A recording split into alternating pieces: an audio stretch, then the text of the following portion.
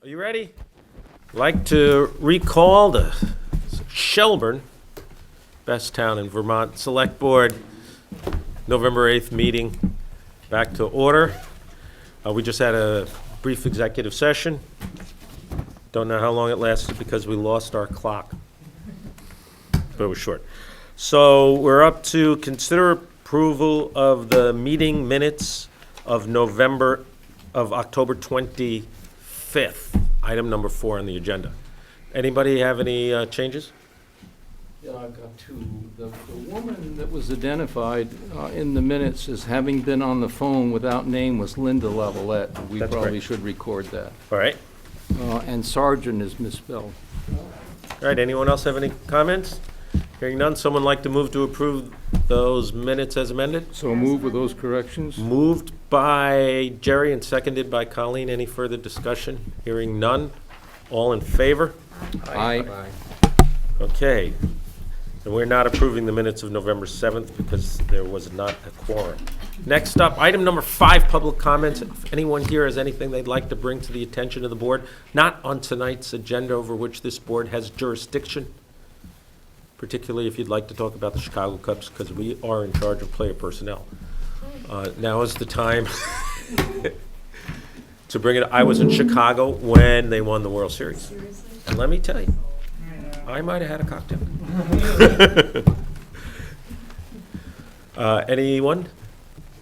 Hearing none. Time for select board comments. If any, who would like to go first tonight? Why don't you go first, Colleen, just for giggles? Well, just that, I wonder if anybody else went to the Halloween parade and festivities. And again, the rec department did an absolute amazing job. The parade was extensive. There was a huge turnout. The fire department did a great job. The Rotary did a great job. And it's a really nice thing that our town has. And I just wanted to give a shout out to everybody who was involved. And helped, and there's other communities like South Burlington. Kids come to our parade and our festivities because they're so well done, and it just grows and gets better every single year. Colleen, I heard Princess Leia was there. Princess Leia and Darth Vader and 2 little stormtroopers. I pull off the cinnamon buns quite nicely, I think. Jerry, you got anything? I have to second that with all of the enthusiasm that the parade generated.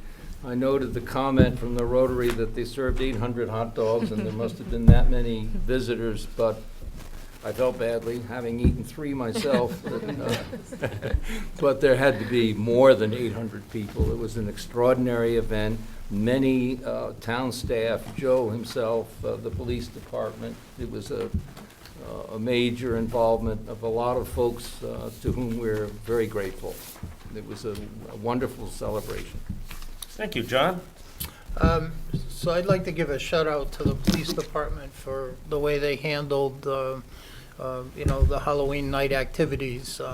For those that don't know, they went around to many of the neighborhoods in town with candy in the vehicles and stopped and talked and passed out candy to all the kids who were trick-or-treating as a public relations outreach kind of activity. It was hugely well received in town. I received probably 50 or 60 comments from people who were encountered by that kind of thing. Again, it supports what Colleen and Jerry said about our town and just how special this place is. That's way and above the Call of Duty. We didn't have any problems, and that's a good thing. Nobody's looking for trouble. So that's the first thing I wanted to say. Second thing I wanted to make mention of is the Transportation Board, who are visiting with us tonight to talk about things. There is a public meeting on the 14th in Burlington, and I wish I could be in 2 places at once, but I'll be on the west coast of our fine country here on the 14th. But it's talking about, the transportation corridor, some emphasis on rail coming up this corridor between Rutland and here and Amtrak and that type of thing. So I encourage people to go and hear the presentation and, offer any constructive suggestions that they can. So that's it. Thanks. Josh, got anything? Yeah, I'm following up on the town specialness. I think I'd like to sort of congratulate the town on the election today, well, that's been going on. I spent a reasonable amount of time today, but it's astounding that the final tally was we had 2,649 early votes and absentee votes, which is pretty amazing. And as of an hour ago, it was close to 2,000 votes today. So we're on record that we may pass the high turnout record. So I think that says a lot about the town's involvement. So I think that's great. All right, I don't have anything. Joe, time for town manager's Yeah, I'll report. be very brief. I see some of my favorite neighbors from the Martindale neighborhood here, so I want to follow up with the select board. Which one's your favorite? It's hard to pick. What are you gonna say? But I think I informed the board a few weeks ago that there was some safety concerns with parking. We had a big meeting there. Town staff, police chief, planning and zoning director led it. And certainly there is a safety issue with cars parking. So I'm going to be bringing to you, hopefully as early as the next meeting, for a first reading. I'll consider this the introduction, an amendment to the parking ordinance to rectify the situation. There was over, I think, 18 neighbors showed up at 7 o'clock in the morning to meet with town staff. So certainly there's a lot of interest, and we want to do our share to help them out. I let them know that the process takes 2 to 3 months to have it amended into the traffic ordinance. So hopefully by January or February, it'll all be completed. Also, just wanted to make note, a week or so ago, we had a big employee awards luncheon, and it was really successful, and it was great. You know, all employees nominated their coworkers. We had over 50 nominations came in, which is saying something. And it was just really well received and a fun time was had. And I also want to remind people, the select board in particular, of the Veterans Day ceremony at 11 o'clock at the Veterans Memorial. So hopefully everyone can make that. Thank you. Thank you, Joe. How's the Iowa football team doing this year? Oh, boy. Oh. He's a big Iowa fan. It's been a Yeah. rough year for It's him. been rough. And Jerry, who's a big Alabama fan, and they're ranked #1 in the nation, is willing to let Joe know. But Gary, if we beat Michigan on You gotta Saturday, call 'em it'll as you all see be them. better. All right, see, we're very serious here, all times. Next up is item number 8. This has to do with compensation paid to our former town clerk, Colleen Haig. As most of you know, Colleen retired after almost 35 years of service to this town. The town clerk's position is an elected position. It doesn't fall under regular employee personnel policies, so we had some discussions, and we wanted to be consistent with past practices and with the way we do things in town. So this board has discussed it, and we will be voting on it in a few minutes, but I wanted to tell you what the details were so everyone knew. Consistent with all employees, Colleen is owed back vacation pay in the amount of $9,409.52. Colleen has kept her personal records for compensation, for comp time. However, that is something that is not usually covered in this type situation. There is unused sick pay in the amount of $15,801.60. There was a 1984 agreement with the Selectboard back then, before electricity was invented, and Colleen has been town clerk this entire time. And so this board discussed it. I think there is a general feeling that although it's somewhat questionable whether a previous board can bind this current board, it is something that this board feels appropriate to honor, as that's how the parties have operated for all these years. Colleen has asked for to be covered under the health insurance policy for November and December. She worked through October. And that comes to $1,012.64. And there is payment for her time serving, assisting our new town clerk, And for October 10th through the 31st, that would be at $32.92 per hour for a total of $1,399.10. And then there's the issue of how much we pay her going forward as town treasurer. Because although she retired as town clerk, she continues as town treasurer. This board voted to make that change a while back, and it was approved by the town. So what this board is going to consider doing is to award vacation pay as discussed, to provide for comp pay in amount to cover the cost of her health insurance for those premiums for those 2 months, and to provide sick pay in the amount discussed, and to give her a authorize her to be paid at the $32.92 existing rate from October 10th through the 31st, and starting November 1st, to provide her a pay rate of $27.50 per hour in her service as town treasurer. Did I sum that up correctly? Do you want to separate these motions between? I think unless anyone disagrees with any of those items, we can do it in one motion to make it easier. So So moved. moved Second. by Colleen, seconded by Jerry. Any further discussion? Any discussion? Does anyone here have anything they'd like to say? Nope. All in favor? Aye. Any opposed? Approved. And thank you, Colleen. Hey, once again, incredible. So, And she's working today. and Late she's working tonight, again right now, helping out. All right, so that was actually items number 8 and 9.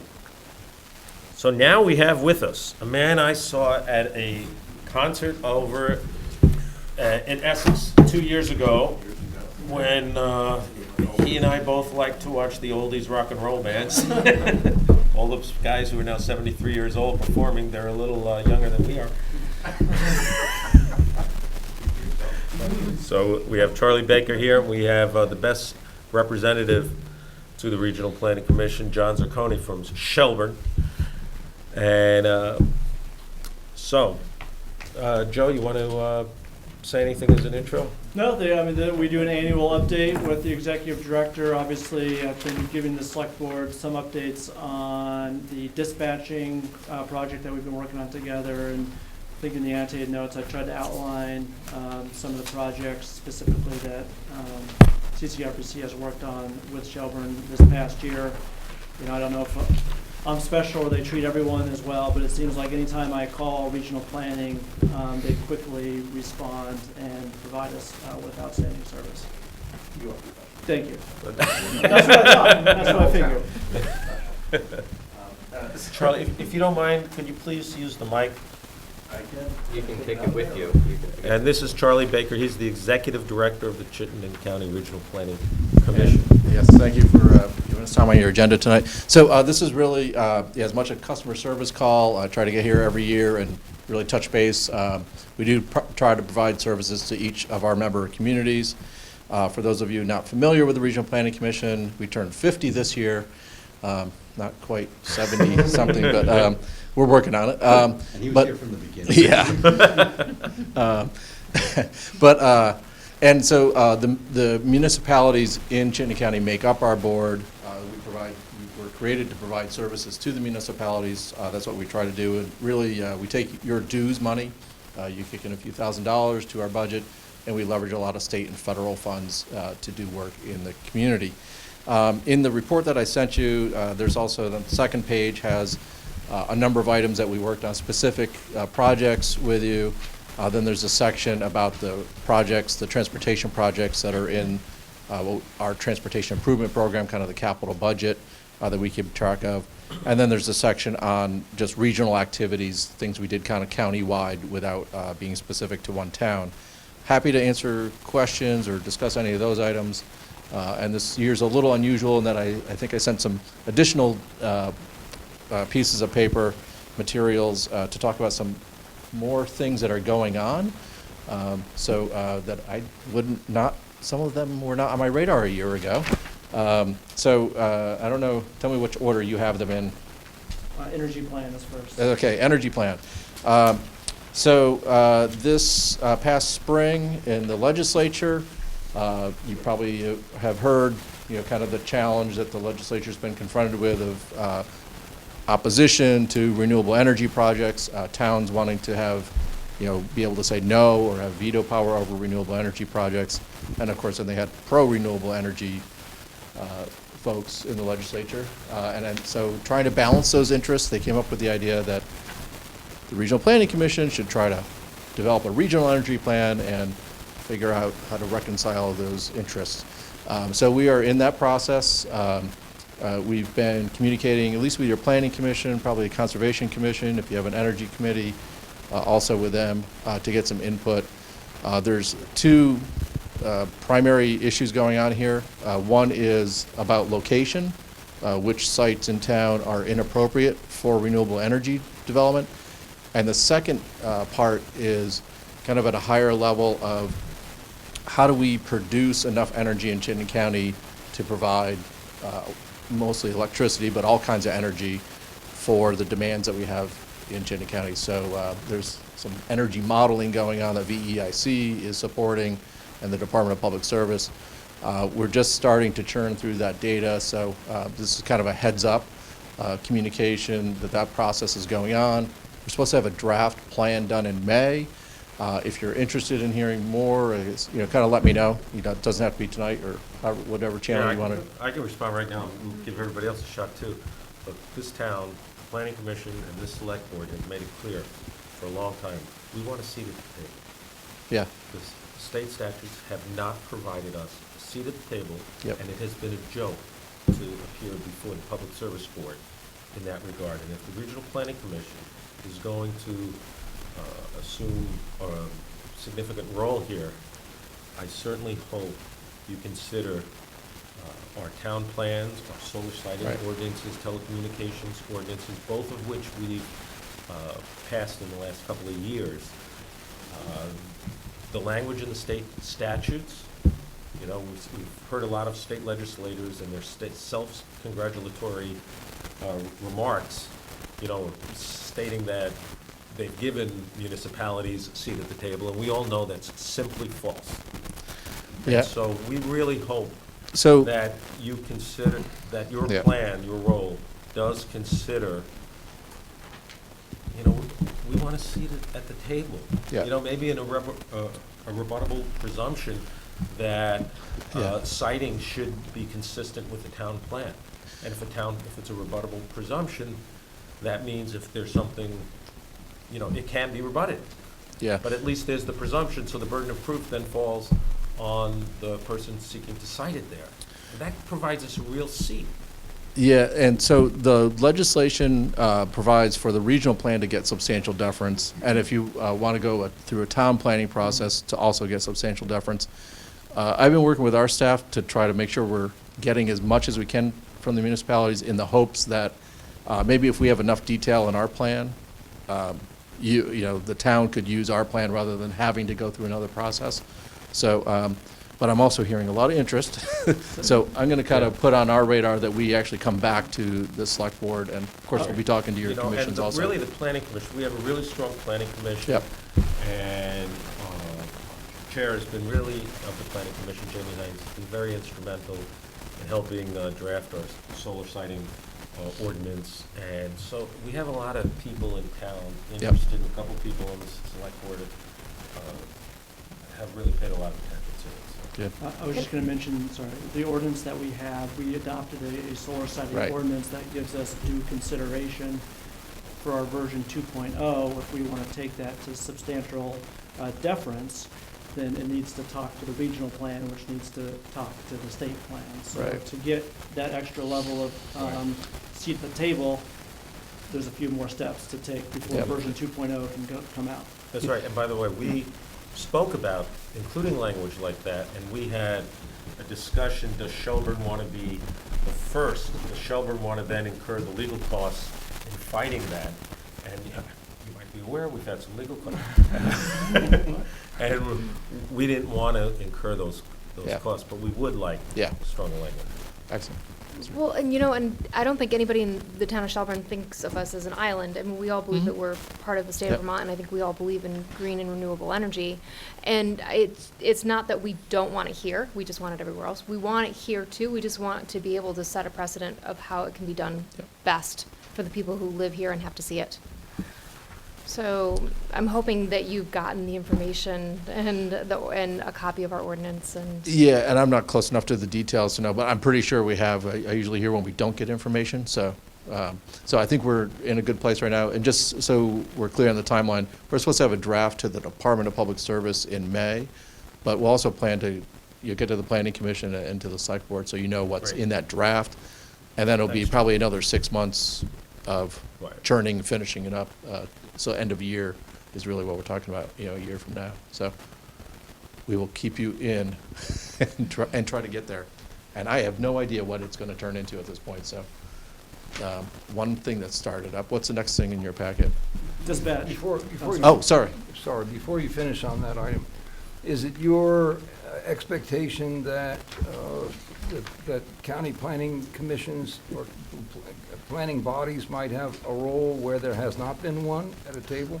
The legislature said we shall, yes. That's a statutory Yeah, so. instruction? Yep, so, yeah, they basically told us to do these plans, and they asked the Department of Public Service to develop standards for those plans. The department just finalized those standards, I think, last week, November 1st or 2nd, they put them out there. As long as our plan, and if a town does a plan, their plan is consistent with those standards, then you get substantial deference in front of the Public Service Board. So that is a new authority, if you will, given to our plans, at least somewhat of the idea that Gary was mentioning. Maybe not quite as strong, but.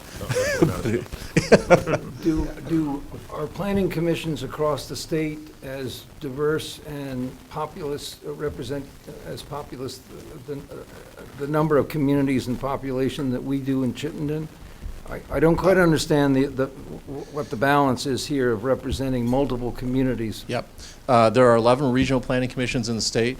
All of us, I think the smallest one represents 10 towns. The biggest one is in the Northeast Kingdom that represents 55 municipalities, but their population is much smaller than ours. We have the largest population, obviously, but there's regional planning commissions, and so every regional planning commission is doing one of these energy plans right now to be able to participate in a more significant way in the Public Service Board process. I won't dwell on it, but I don't comprehend how this is going to be workable in the sense that a citing ordinance and representing the concerns that we had is highly local by definition. Yep. And I don't understand how multiple localities can aggregate into a point of view at a table on an application.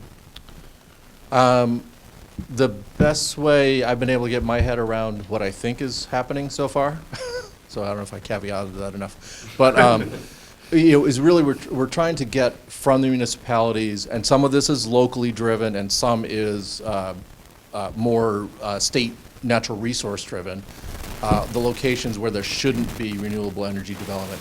We're then able to put that all on one county-wide map, if you will, and say, no matter how we got here, whether it was a local decision or a state resource, those are all the places that you shouldn't go.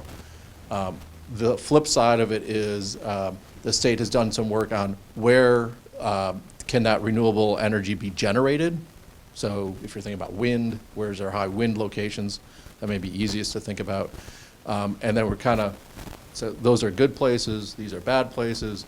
So we're basically, that's the mapping exercise that we're able to aggregate. So it's not necessarily one consistent policy, but it could be a map that gets put together that's assembled. There might be some disparate policies that make it up. I think it's important, Jerry, too, to understand that we didn't ask for this. This was something because of the process of the Public Service Board, which Gary articulated nobody was happy with. The legislature came up with this, brought us into the room, and this is what came out. Well, it's an intermediation, right? I mean, basically, in that's a what we're talking sense. about here. You know, it gets more local control, if you will, at the regional level than you do at the Public Service Board, which is just a sort Right. of one-fits-all state entity. So it's one step closer to the people. That's half a Right down to loaf, the that's half a town loaf in our case, No, right? so, Yeah. you know, we didn't go up there screaming that we wanted to do this. We're trying to do our part, because we have the expertise to at least. Well, we'll certainly entertain be the willing to exercise. pull on all the oars to help you, I mean, Yeah, I'm sure, no, we'll, I'm sure as a body, and, I will let you know. yeah, yeah. Yeah, and I think in the springtime, we may, definitely need some help with some issues, for sure. And this is not an easy nut to crack. Yeah. I'm sorry, what was the next thing in your Dispatch packet? is next. Dispatch, okay, thanks.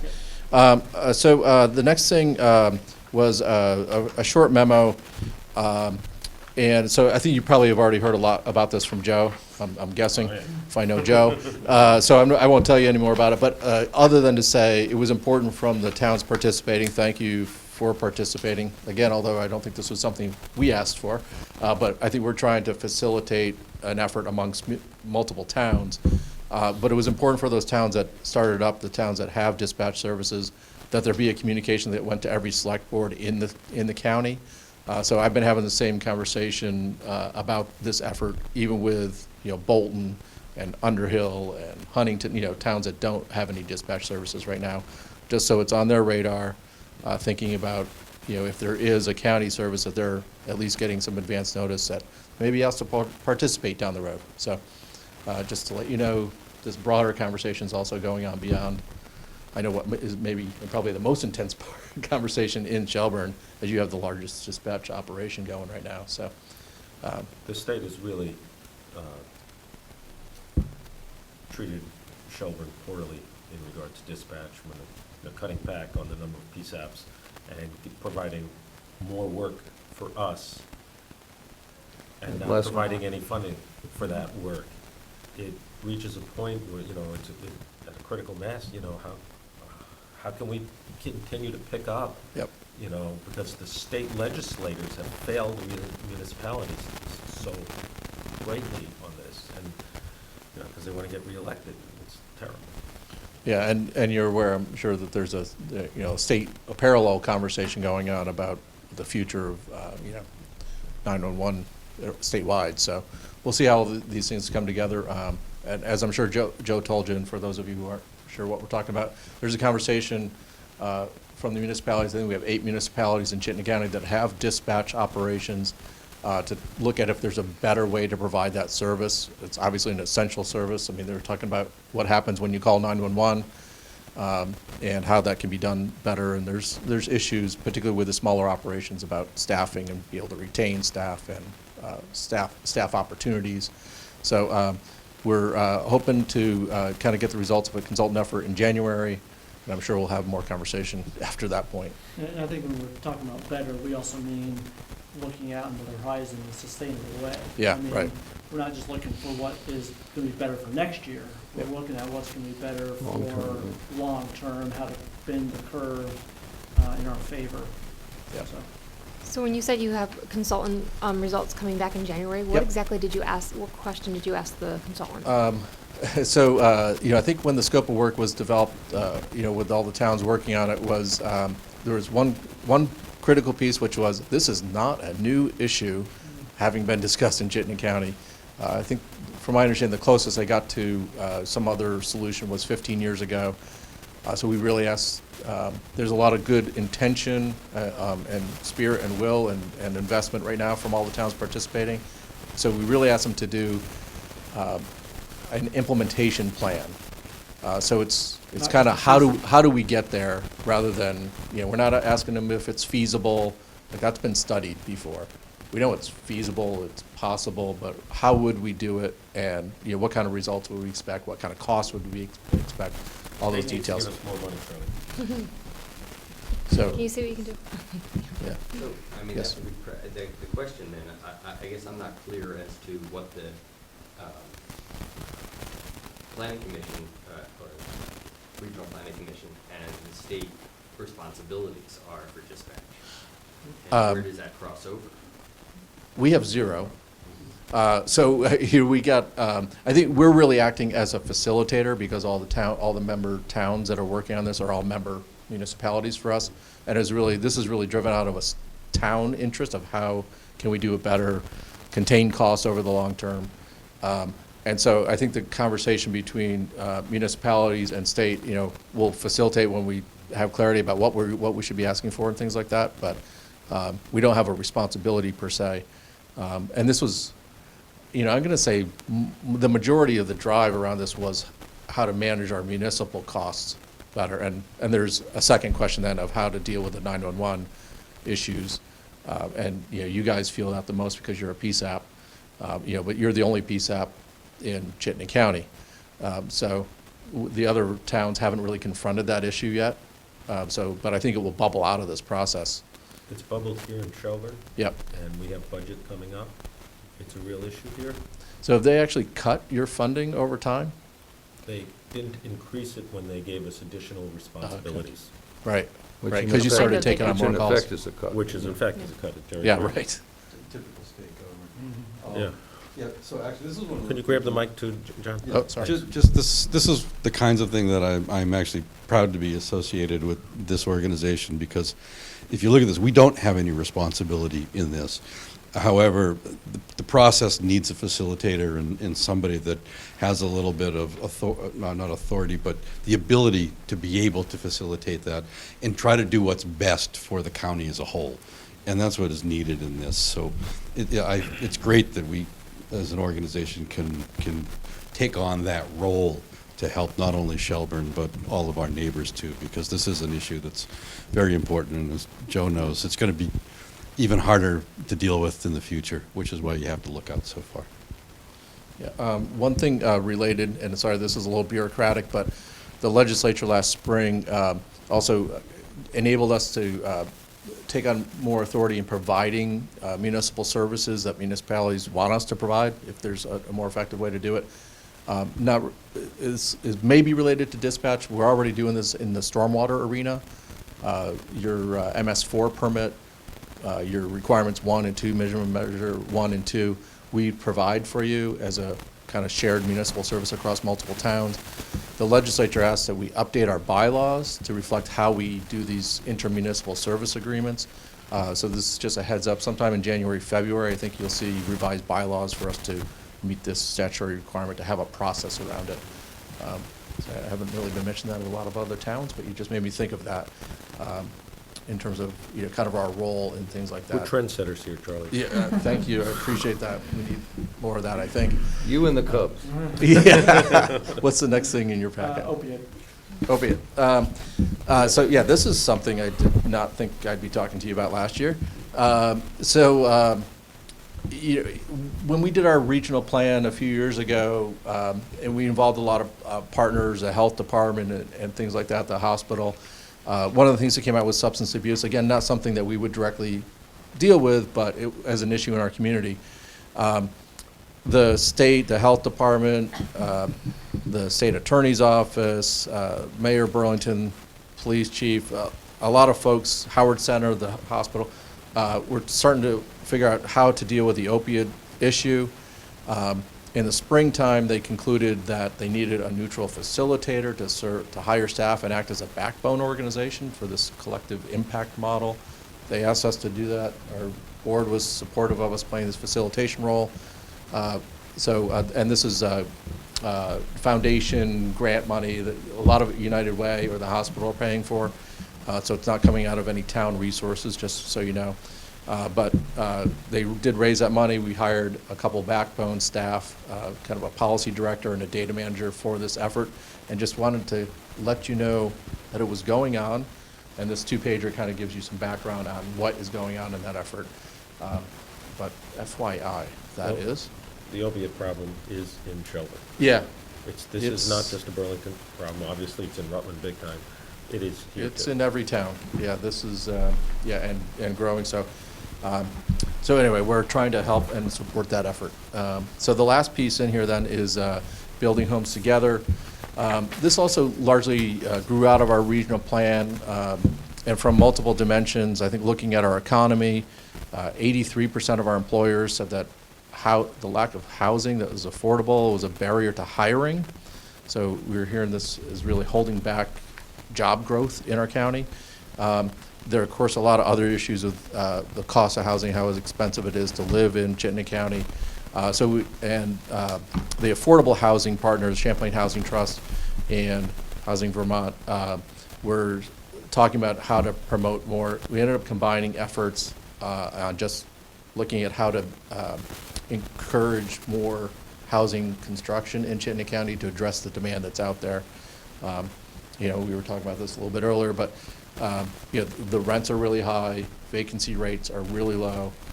The housing market is not in a really healthy place right now, and it's kind of a supply and demand issue. We need more supply.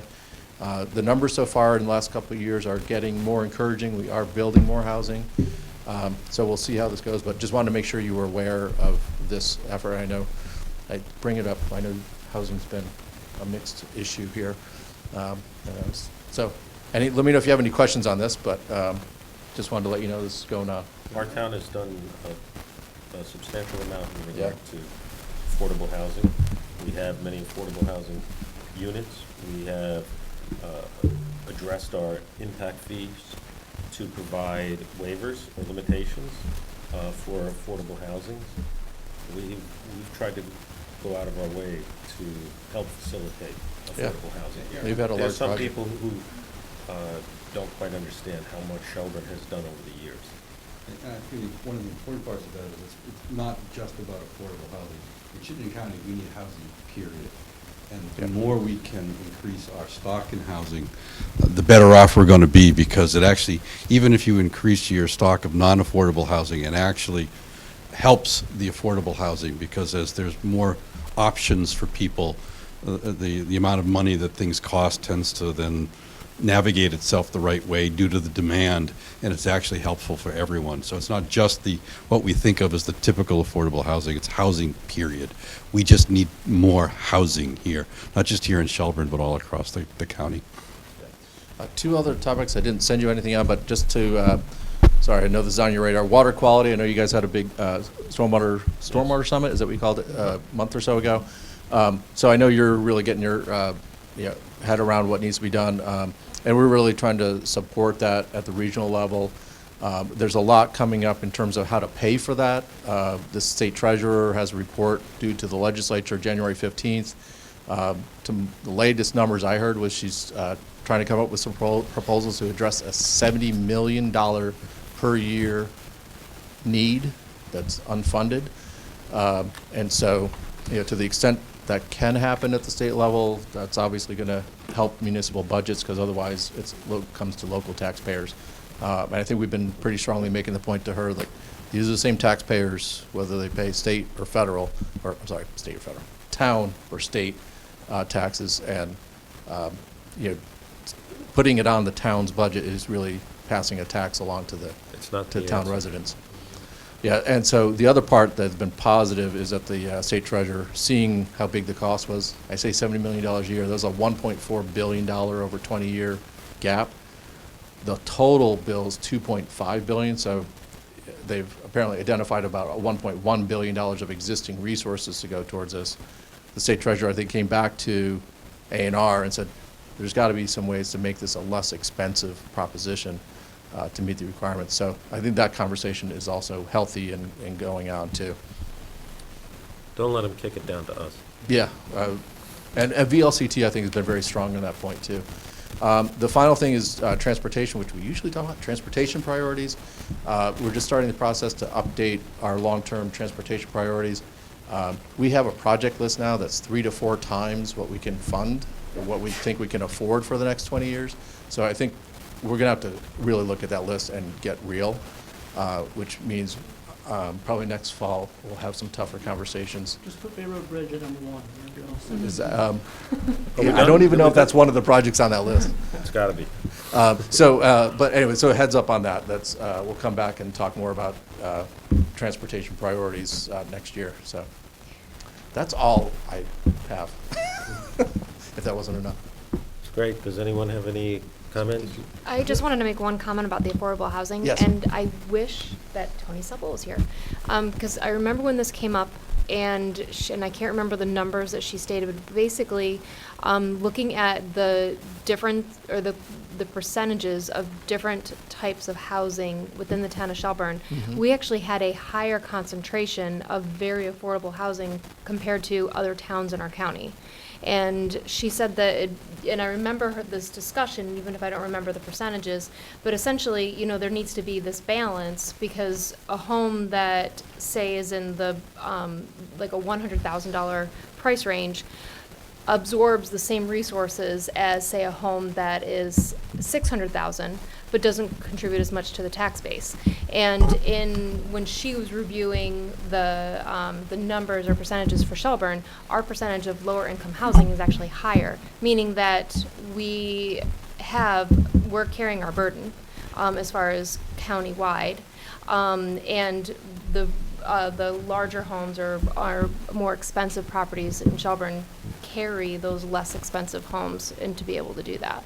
And so I think that her purpose of bringing this out was to comment about, I think, like, permits given for building, and to caution that there really does have to be that balance of, if certain number of Yep. permits are given, that we can support the services that are offered to everybody.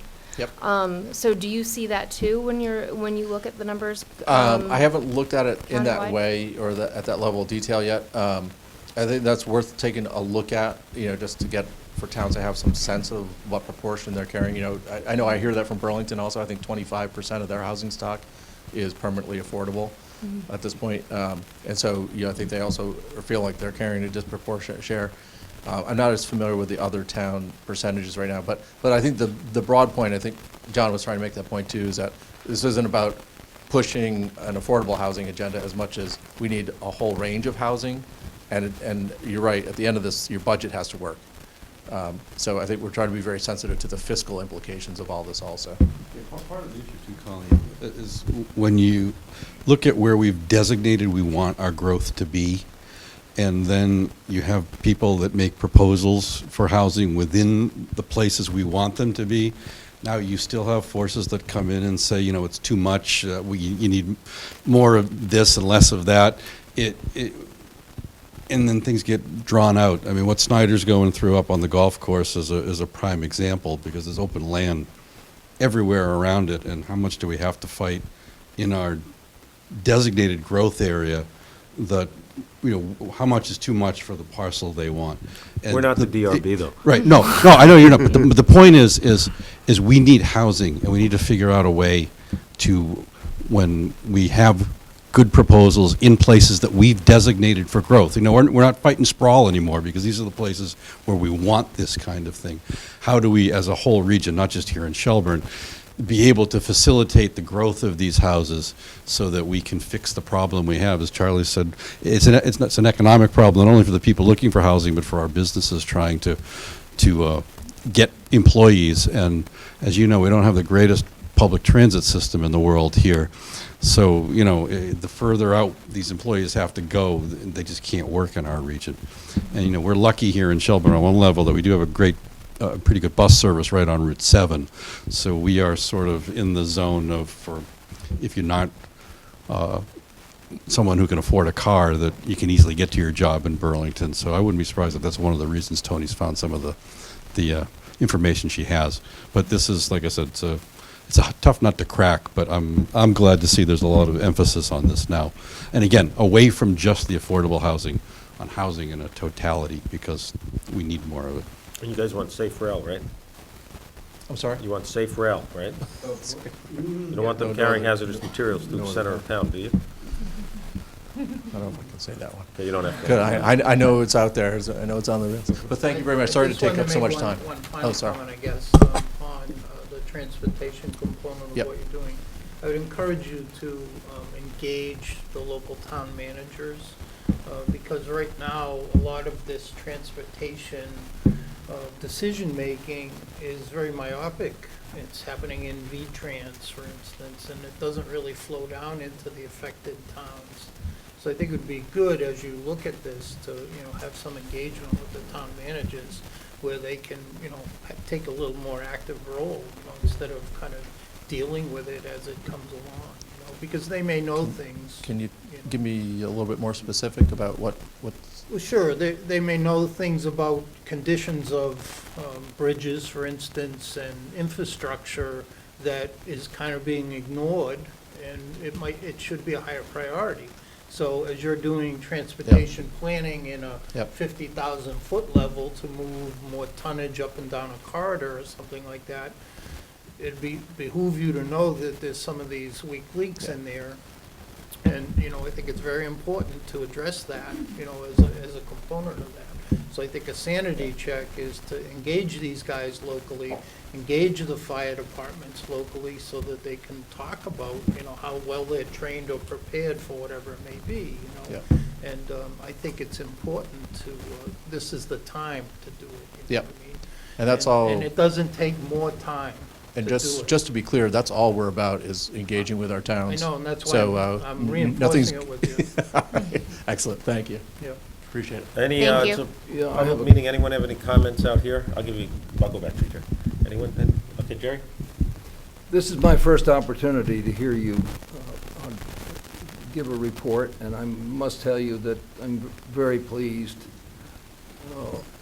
On the rare occasions when you wonder about the vision and policy failure of state government, it's nice to know, and I think it's a point that John's introduced himself in in the comment he just made, that there is a supra-local body that suffices to keep our faith in concerted action among many towns where we all recognize you need other towns to either solve a problem or identify it or simply get along in terms of matters such as economic development, which can't be just a sole town matter. Transportation is not a sole town matter. Enforcement, law enforcement's not. Clean water's not. I mean, hardly any of these major issues are possessions of one town or another.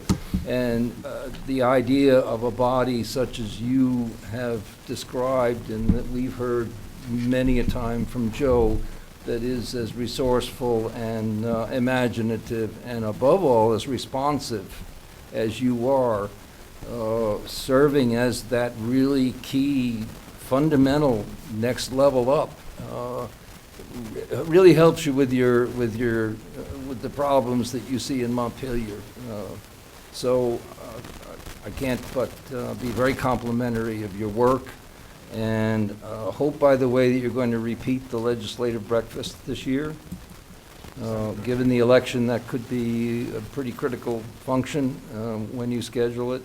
And thank you very much for your presentation. I would also like to thank, I want to thank John, and everyone in Shelburne should be aware that, you know how I feel about you, John, but John has an incredible background, and the town of Shelburne is simply blessed to have John as our Shelburne representative to the Chittenden County Regional Planning Commission. I can't imagine anyone with more experience and He's not just wisdom. On the board, he's not just on the board, he's on the executive committee.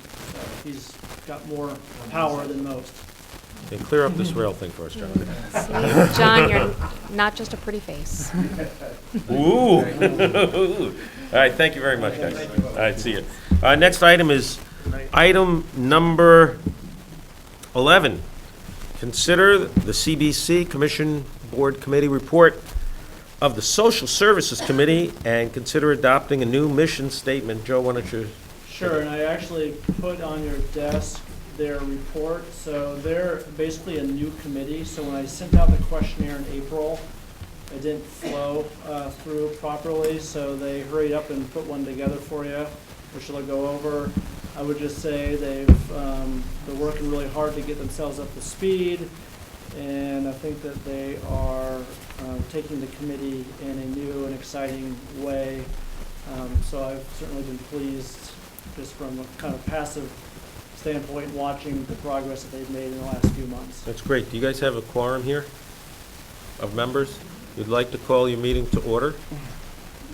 Who is the chair? Just call it to order. Thank you. It's just to meet the open meeting laws, since you have a quorum. So, So the report, I think I'll go over it with you, is a 2-page stapled one, not the one in your packet. Great. There's a more robust one, Right. and I'll let them take it. right, well, thank you very much for serving. I already know that you guys are thinking of a departure from the past Social Services Committee recommendation of providing almost all of funding to United Way, so, which was a departure from previous practice in the town. So why don't I turn it over to you, if you could come up to the mic and introduce yourself, and you have our thanks for serving. I'm Georgine Grover, and I'm the chairperson, and my other committee members are here to support me. So we did revise the mission statement, and if you look at the report, the words that are in italics, I think the revisions were to bring it more up to date. It essentially says the same thing, but the wording is a little, how would you say? More respectful. Yeah. And the main departure. Respect is good. Our main departure is, instead of the money going to the United Way, which of course was spread over other towns besides Shelburne, is to try to assess the needs, the local needs, just of the town, to find a way to disperse that money in where the needs are, and then to evaluate how well that works out. So we're in the process of meeting with different leaders in the town to assess what the needs are, the social needs. Must be a lot more work for you guys to do that. Yeah, I think it will be, but we have some ideas, and Good. we invited Joe to our next meeting, so we're going to run the ideas past Joe and see. And we've been working closely with the food shelf, which, you know, ties in very well with us. I can tell you over the last couple of years, there have been members on the select board who might not have been in agreement with providing all the funding to United Way, even though we supported United Way. But there's also thought amongst certain select board members that we want to show respect to the other committees who are working, and if that's a decision that they make, you know, our first inclination is to support that decision. So I'm personally happy to hear that you are taking this upon yourself. We'll see how it turns out. Do you have any other questions? Anyone? No, I have a comment. Yeah. I am really glad to hear this. Oh, I'm really glad, really? because the inner life is equally as meaningful and important as the externalities we just discussed: transportation, housing, economic development. And the inner life doesn't know any age, and it doesn't know any status, and it doesn't know any height, and it doesn't know any skin tone, and so on and so forth. So I'm really pleased that this advantage has been taken out. So Oh, those I of see the us word who are in- senior don't feel that way. So you that's approve- good. You approve of the wording? Yeah, but I think your focus on the inner life of the community, where it will lead you to address the most situations of the greatest need, are just something that needs to be applauded and supported every way we can. And I was just delighted to Thank see this outcome, and hope you will be back on another occasion to tell us how it's working. Well, we are down one committee member, and I think that's the next item. For about 5 right? minutes. That's right, you know. Okay. But before you go, Shortly, we'll address there are a couple other Yeah. questions, or if you don't mind. No. In the past, for many years, I think we have last year's budget allocation was $40,000 for social services, of which I think 38,000, just off the top of my head, $38,000 was provided to United Way and Yeah. $2,000 to our community fund. In the past, before that took place, approximately, and before the community fund, we would give half the amount directly to VNA. And then the other amount was frankly divided by town manager's assistant, Judy Lance, who was in charge of dividing up, getting all the requests from the different agencies and dividing it up. And then the select board would hear it and would I'm not, approve it. So there's a history, and VNA has already approached Joe, saying they'd like to come before us, and I'm fairly certain they want to make a pitch again that social services, half the budget go directly to them. So if they do come before the select board, I certainly would like to invite you guys to come. Yeah. I think you guys have been in contact with them. We invited them to come before us also, just the Okay. committee. And again, that's the question of the VNA, is it has a broader constituency than just Shelburne, and how do we address that? Joe has pointed out that Shelburne, if Shelburne said, no, we're going to give the money, keep the money local, it's setting a precedent that's not good for the VNA. So it's my understanding that with the allocation going solely to United Way in the past, from a practical standpoint, about half of it went to VNA anyway. That's what we were told. Is that true? Yeah. That's what I remember too. Right. So I just wanted to. You mean when the money went? The to- reason we have these meetings is we want to improve dialogue between the boards. We want to work together. Yeah. So this is exactly why we're doing it. So I wanted you to know about that. Go ahead. Yeah, the problem that I created for VNA is that even though we send the money United Way, the United Way, even if they send the same amount of money to VNA can't report that the money's coming from Shelburne. So it doesn't look like all communities are contributing to them. And so it negatively impacts Their ability Their to go reporting back. and funding and all the other things. So I'm So sure you're going to be talking to them. There's about Yeah. divergent ways of looking at it, so. So we'll be discussing that, yeah. Okay, and did I also read that you guys were looking at trying to make efforts to raise money by yourself? Not that I know of, no. Oh, Okay. just thought I'd throw that out. Have you met with the Shelburne Rescue? Have I met with Yeah, them? At least. sat No, down but with that's them? one of the people we want to meet with too, as far as our assessment. Yeah, they'd be Yeah. pretty important. Yeah, yeah. Do you have a person to recommend that would? I- Yeah. So, and Georgine, I remember when we first appointed you, and I think because you work at the school too, and I'm retired, but I did, yes. but you felt that your connection Mhm. with the school, it would be an important connection to be able to figure out what the needs were, and has Yeah. that proved fruitful? So interesting, we went to we were going to allocate some of the community fund dollars to the, like a holiday fund that the school has, they call it the Angel Fund. And they do a food drive for Thanksgiving also.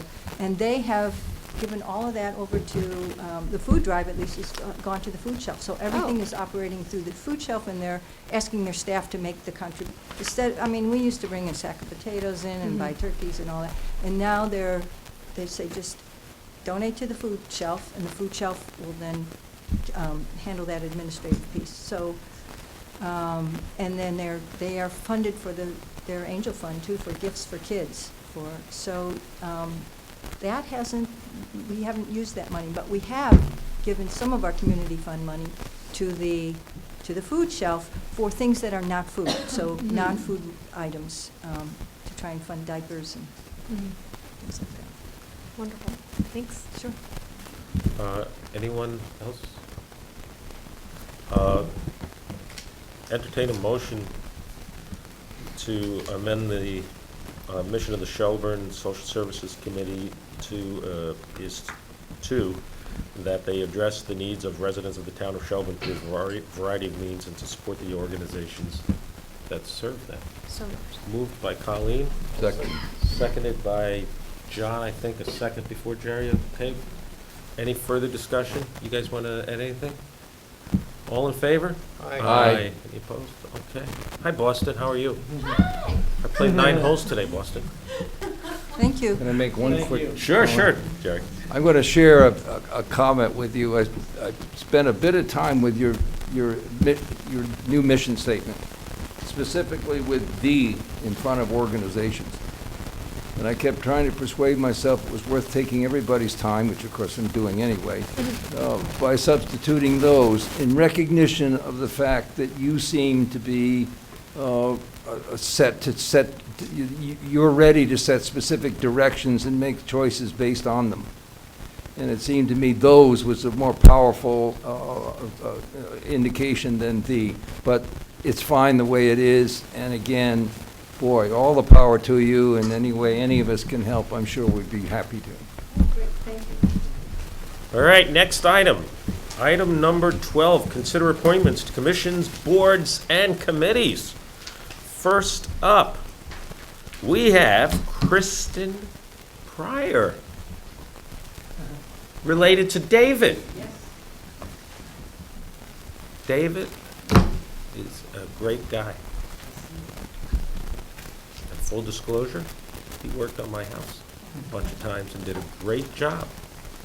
And you sell honey. 50 gallons. Well, Wow. Kristen, please come on up. Welcome.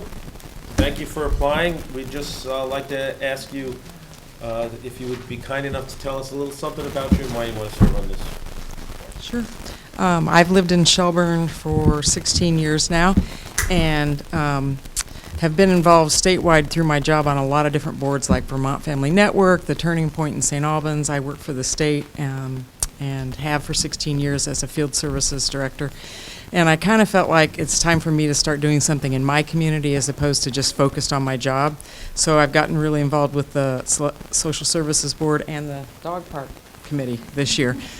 Because that's like a special passion of mine, but social services as well. I work in the Agency of Human Services, and that's the work that I do. So I feel like that's a place where I could make a difference. Great. Thank you. Anyone have any questions?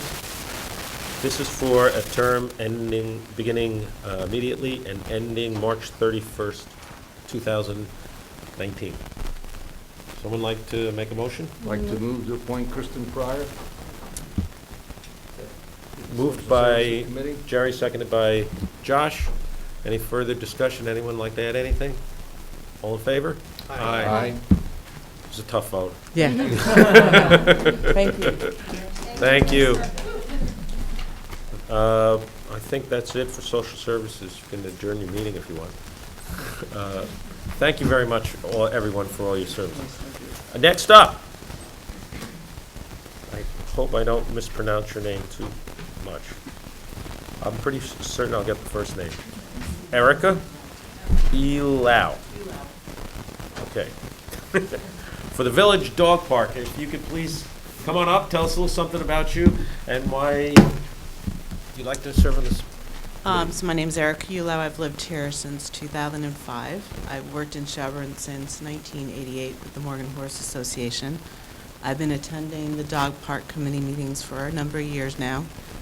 Do their newsletter, have 2 dogs, work hard. All right. Okay. Anyone have any questions, comments? Someone like to move to appoint Erica to the Dog Park Committee for a term ending March 31st, 2018, Starting tonight? starting right this second. So I'm, moved. Moved by Jerry, seconded by Colleen. yes. Any further discussion? Hearing none, all in favor? Aye. Congratulations. All right. Lizzie Wolf, again, Dog Park, welcome. Thank you. Hi. Hi, please tell us something about you. Why you want to serve. My name is Lissy Wolf. I have lived in the community since 1990, raised my kids here, and my kids are off in college now, so I have 2 big dogs and... And debt.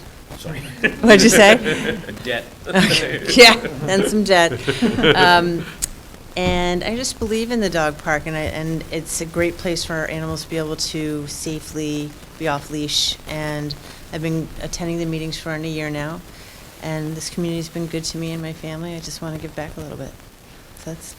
Well, you had me at the last name Wolf. So it seems like a perfect fit.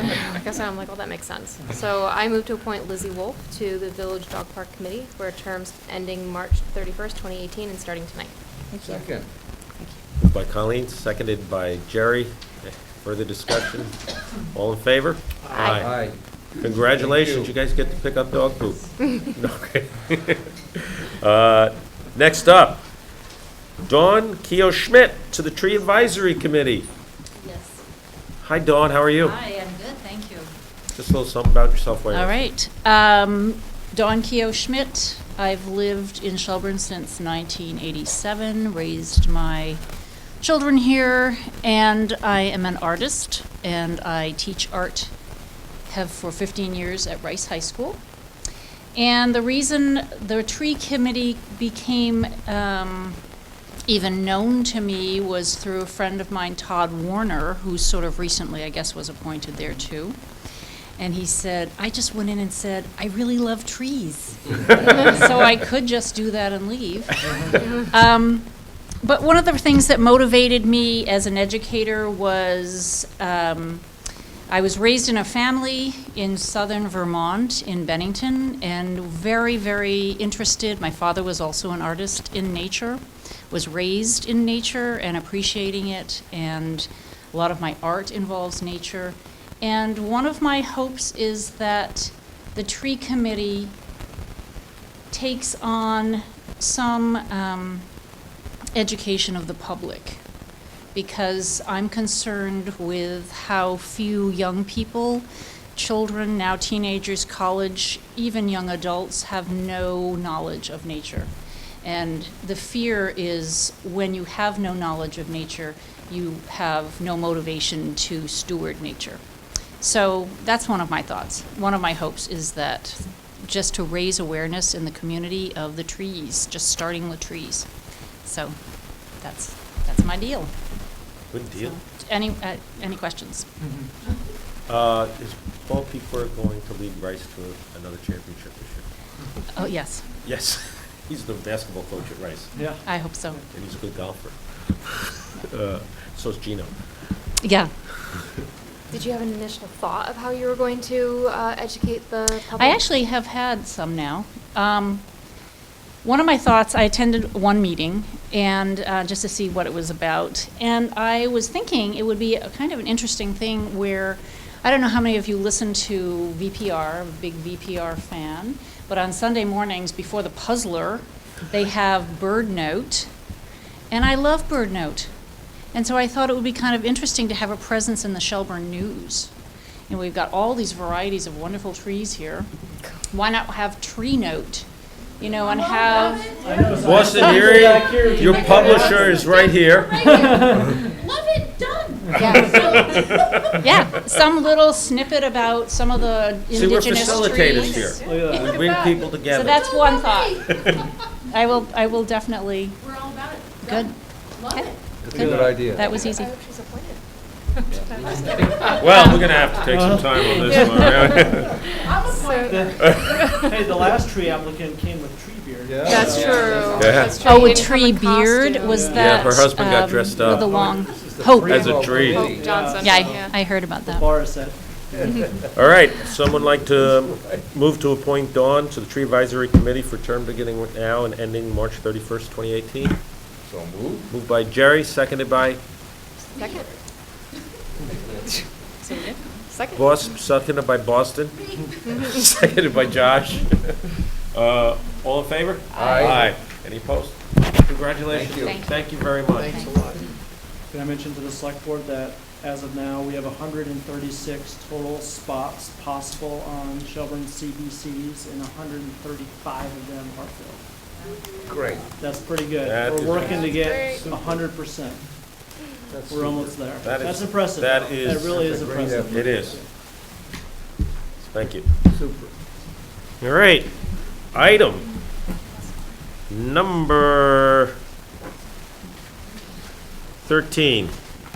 Continue the public hearing for proposed amendments to the traffic ordinance which would establish a one-lane alternating traffic condition at the Bay Road underpass with the anticipation of making a decision upon closing the public hearing. I will reopen the public hearing. Joe, you want to bring us up to date from the last meeting? Yeah, I mean, you know, last meeting, I think you received some of the quantitative and qualitative data. Certainly, there was a lot of comments from the public. You saw a size presentation. You know, to the best of my ability, I would say there's not a clear-cut answer. I think you're working with a difficult situation. I mean, the only real answer is to widen the underpass and raise it. Outside of that, there's pluses and minuses, I think, from the pilot project, from what was there previously. So I certainly think that there's a, you know, could go either way. I don't think it's clear cut. Our objective all along has just simply been to do what is the most safe for pedestrians, for vehicles, for bicyclists, and certainly either way, whatever way this goes, I mean, we're going to continue to see what we can do. I wish the answer was clear-cut. It would make your decision certainly easier, but maybe it is a little bit ambiguous. Well, I'm going to open it to everyone on the board, of course, but I do want to say as a little intro here, I think, Joe, you've done a great job on this. You identified a problem. You proposed a way of addressing it on a temporary measure to see if it would work. And you are committed to continuing to address the problem so we can try to resolve it in as reasonable fashion as we can do so. So I really commend you for your efforts regardless of how you come out on this. So who wants to make any comments? I'm just making a note. I'm sure, Gary, you were mindful of it, but Ms. Lavalette requested that her comments be read at some point in the hearing, she being unable to attend. Right. By phone. Well, if you choose to read them, Jerry, you're welcome to do so. I will tell you that, I don't have them with me either. I will tell you that I am unaware in the 8 years I've been on of any board member reading a letter type thing from someone, because when someone watches on TV, they might come in the middle and it appears to be that person's comments. Instead, I did speak with Linda today. She called me. Oh. And she brought that up, and I brought that point up right away, and she graciously recognized that immediately, and she understood, and she just wanted to make sure everyone received a copy, and she told me that she sent it to everyone. She said one person's email bounced back, but I have no idea whose that was. I got it. I didn't receive it. Yeah, got it. Okay, I had no idea whose. So there it is. Oh, well, now you having explained that, then my comment's been addressed. Yeah, I tried to. The other comment I've got is that, and I'm looking toward John, and I don't mean to put you on the spot by any means, but I respect your expertise and point of view here.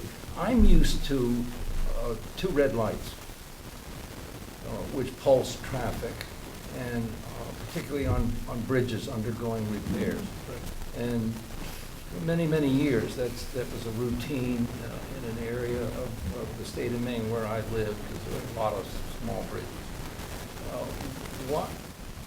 Is that a decent substitute for the stop signs? And generally, what do you think about that idea? It is where you have the lane width that doesn't allow 2 vehicles to pass side by side. So we don't have that situation under the bridge. What we had was excessive speed and a line of sight issue where you couldn't really, as you came down that hill from headed west towards Shelburne Farms, you couldn't see if anybody was under that bridge. So people kind of got careless, I suppose is the way to say it, just flew through there. So that's the situation that we're trying to mitigate, that kind of thing. I agree wholeheartedly that, if we were going to make some kind of an investment, that would be the first option to look at. So that's kind of where I'm camped on that. I can keep going if you want me to, because I do have kind of a recommendation here. If you're done, I'd be very interested in hearing what you're. So I think the next step of our evaluation should be to leave the stop signs as they are and take away the balusters underneath the bridge. And, let's see if two-way traffic at a slower speed will accomplish kind of what we wanted to do. I think we got a lot of feedback from the residents in the area the last meeting that, the traffic was backing up quite often, like daily, certain times. We had a gentleman bring some pictures of, 3 p.m. every afternoon kind of thing. And I think that, it'd be worth a try to do that. I think we're killing the speed with the stop sign, and I think that we have now created behavior in that place that will be reinforced by us leaving the stop signs in place. We're not seeing the bike traffic. We're also coming into the season of the year where you're not going to have a lot of that. So my feeling is let's try it over the winter that way and see, how it works out. And, we'll be able to look at it in the spring and determine, did it cause any more problems for us, or did it, keep the situation under control? So let me try to get a little clarification. You mentioned twice the word try it, or the phrase try it. So I would interpret that as meaning you'd like to go forward with the stop signs as a temporary measure rather than making a permanent part of the ordinance. Correct. Right? Okay. Great. Just want to An clarify. extended trial. But the change would be, this is no longer alternating one way, it's Right. two-way traffic. Two-way traffic. So it's a different pilot project, which is fine. Yeah, it's different. a Okay. different methodology. Sounds reasonable. Anybody else have any comments? I can echo some of John's as well. I don't think we really want to move forward with the status quo as it stands now for a number of reasons. But first of all, I think the whole exercise has sort of validated the whole idea of a public hearing, because I was just really astounded by the number of people who showed up and the number of really interesting suggestions that were made. And I think that's a really valuable input for the select board. And following up on John's, I think the whole idea that the current status was as a pilot project, and I think thinking about that kind of suggestion as another pilot project is a good thing. And maybe there's others, lights or anything else. The other thing someone suggested with that is actually making the whole area underneath the bridge a pedestrian walkway, just striping it, and then that would then fall under the state requirement of yielding to anybody who's in that space, which again would help with that kind of thing. And thirdly, I think through this whole process, as Cy mentioned before, this is all part of a longer-term study of the whole Braid Ridge corridor, and I think it may be premature to sort of decide now that we're doing this. I think it adds, doing another pilot project or trying different mechanisms sort of add to that, and maybe when that's done in May is a good time to actually come up with a real decision on how to move forward. Hey, any, Colleen, you? Just that coming into this, I had two thoughts. One was to continue a pilot project versus making this permanent, just because we saw things happen during the summer that didn't happen during the spring. So I think it's worth just going through an entire year before we make anything permanent, because things will come up that we just didn't foresee. And then the other was, there was another idea, and it was this, and it's definitely more expensive. Like yours is a much cheaper, simpler option. But it was this organized lights, where it was light on one side and light on the other side, but they're programmable. So, during like morning rush hour, one side is a blinking red light, so traffic going in that direction has to stop. And then traffic coming from the other direction, it's a blinking yellow light, and then it can change versus on the traffic flow. And that, at least no matter what, one car always has to stop but can quickly go if there's nobody going, or the other one, it doesn't slow down as much. But that's yours, John, your suggestion is I think definitely a preferable one. Great, so I actually think we're in agreement here. Let me talk about the procedure then. The procedure, we have noticed a decision on the changing the ordinance to add to paragraph 3 westbound and eastbound approaches to the underpass. If I understand everyone's agreement, we would make that motion, and that motion would be voted in the negative from what I'm hearing. And then we would authorize the town manager to go forward with a continued an extended or pilot program. All right, so it would be two motions. I just want to explain that so from procedural standpoints, everybody knows what they're voting on. Okay, so I'd entertain any discussion. Anybody out here have anything to add? Hi, Lee. How you doing? You take great pictures, man. So, entertain, like to close the public hearing? So moved. Moved by Jerry, seconded by John. Any further discussion? Hearing none, all in favor? Aye. Any opposed? Okay. Next, I'd entertain a motion to amend the stop sign ordinance by adding to paragraph 3 westbound and eastbound approaches to the Bay Road Railroad underpass. Someone like, moved by Jerry, seconded by Colleen. Any further discussion? Hearing none, all in favor? Or, I'm sorry. Okay. Sorry. Good fake. Opposed? Nay. Okay, we have 5 nays. Next, I would entertain a motion to authorize the town manager to go forward with an extended pilot program pursuant to the discussion we've had this evening. So moved. Moved by Colleen, seconded by Jerry. Jerry. Any further discussion? Hearing none, all in favor? Aye. Any opposed? How was that for procedure? Okay, next item is Finally. Only a half an hour late. Not bad. item number 62.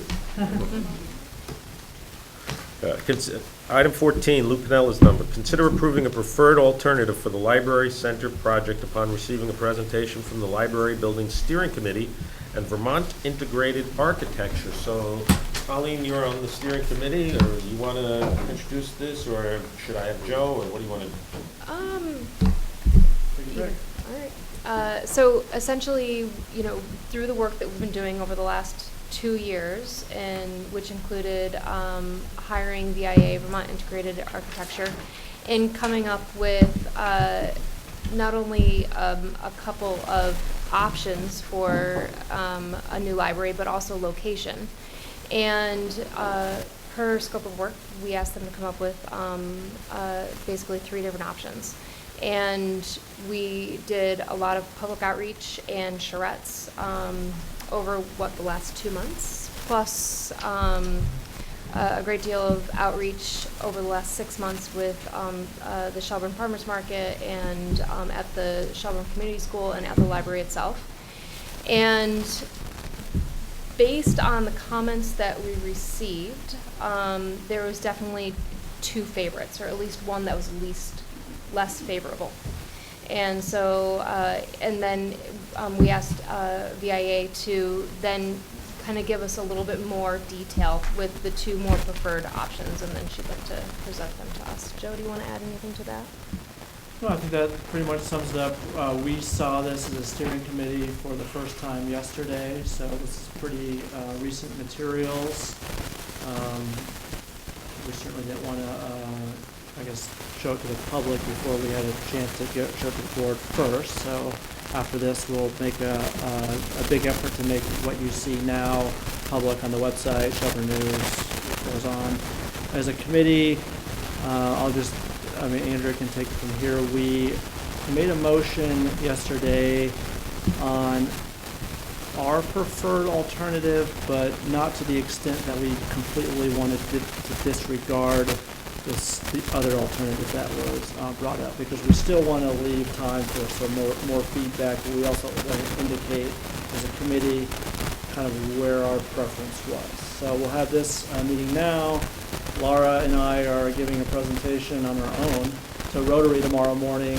Andrea is also coming back to present to HBDRC on Thursday morning, and I'm certain you'll be seeing a lot of this in the near future. So, Thanks for coming. My pleasure. My name is Andrea Knight, and we've been on this project. It was really interesting. The last time I presented to you folks, we looked at a series of diagrams that talked about the process that we went. And after that, we did a lot of interviewing, getting to know the users, the user group, et cetera. We came back with 3 options and suspect we would get them. And the library trustees and the steering committee have done, from the projects that I drove all around the state, an absolutely amazing job reaching out to our community. There have been, 10 15 different outreach events that have focused on all populations, all areas of the community, from young kids to seniors. It's been really amazing. Really quickly, we'll tell you a little bit of the summary of some of that feedback. We generally heard that we want to see flexibility in a new library building. We want to consider a library that is for and of the 21st century. While books are still really critical, we've learned that the library really has become the true community center in a village, and in particular for Shelburne. So that is a pretty exciting thing. Libraries, we heard we don't want to forget the historic town hall. We need more spaces for more activities. The library needs to be of its time in the way it looks, not just a misdirect mock-up like when you would see in Williamsburg.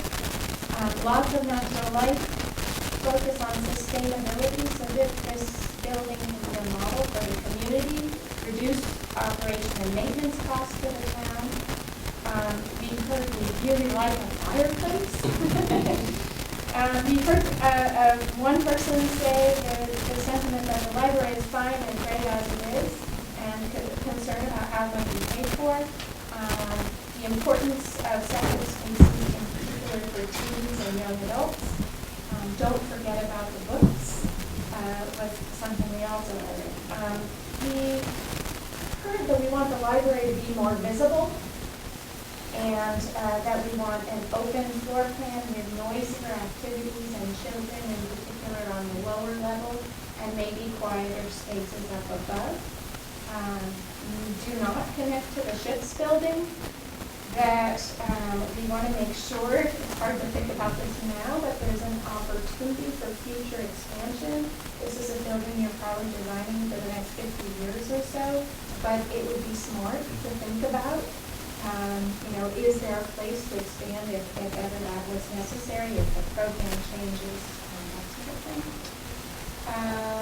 And we heard that we would like to use this project as a vehicle to reorganize and think a bit more about parking and circulation on the site, pedestrian in particular.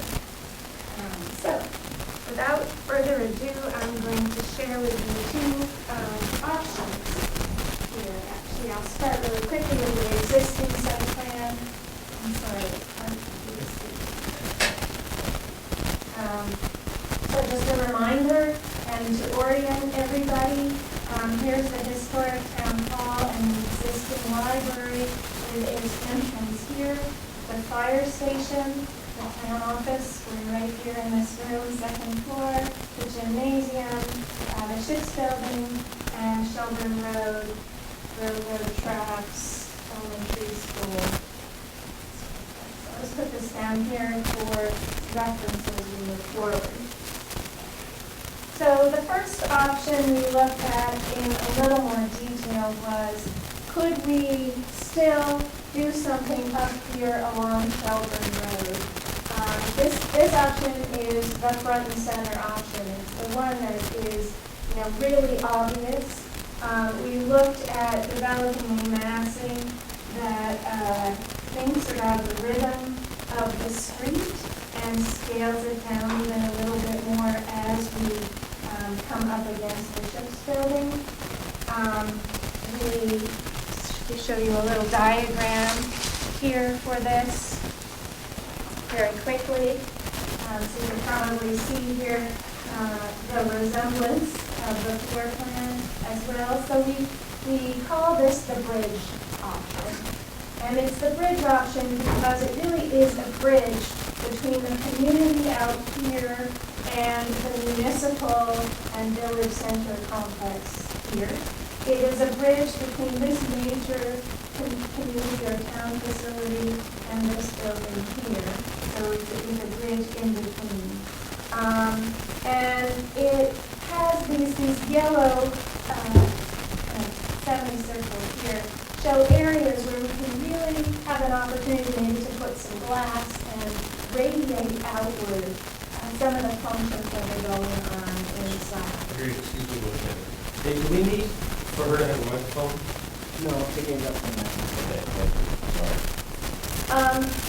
This building also has a main axis, AXIS, where entry can come in off the street as well as from the parking lot side. So the idea is we're moving towards communities that are more walkable, and we're hoping, we're anticipating that this side of Shelburne Road eventually will have, better street trees, and she left, thank you, lady. But a more walkable, most people actually walk on the other side of the street right now, but to have a face on the street and an entrance on the street is important. This option also looks at creating a pocket park, or I should say relocating a park that was in the center here to a place that's a little more accessible. You don't have to cross traffic to get to it. It's also adjacent to the library and to the town offices, so people can spill out, eat their lunch there, have story hours there, that sort of thing. And it's buffered by the Ship's Building and the new library from the noise of Shelburne Road. In both options, we are proposing relocating the driveway currently, which is offset here, to be more central and centered on the fire station for egress purposes. And so, people leave the fire station in an emergency and get right out. We're also proposing a third lane in the egress here so that people who may be turning right and going south don't have to wait for folks who are turning left. So a slightly wider driveway, and the pedestrian circulation pulls back a little bit so that first car that's not paying attention to pedestrians but watching traffic, is not a threat to anybody crossing the street. So I'll walk you really quickly through the floor plan, and then we'll look at some three-dimensional images of what this building potentially could look like.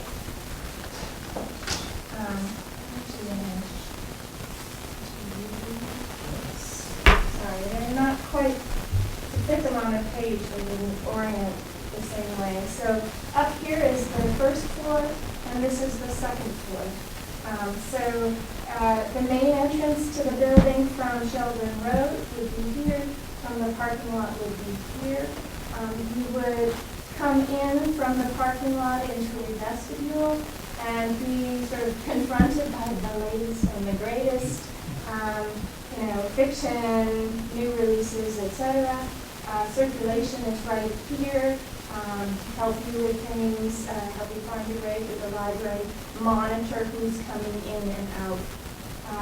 You come over here, you grab something that really interests you, and you can come sit on one of these comfy sofas, get a cup of coffee in the very modest cafe area, sit in front of the sun, coming through the window, check out your book, or look at the newspaper.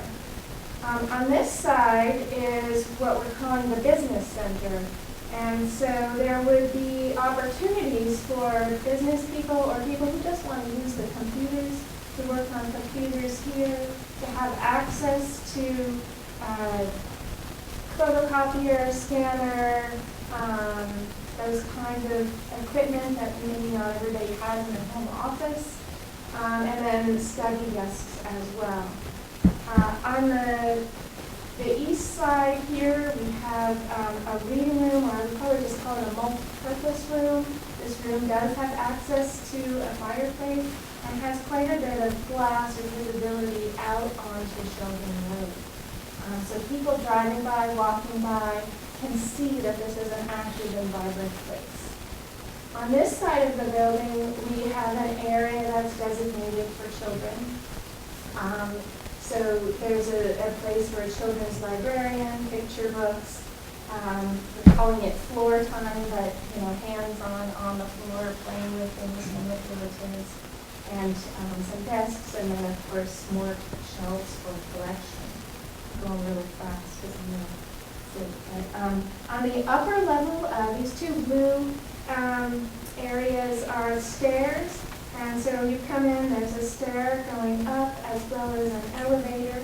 You come up to the top of the stairs, and here you're basically in the land of adult books.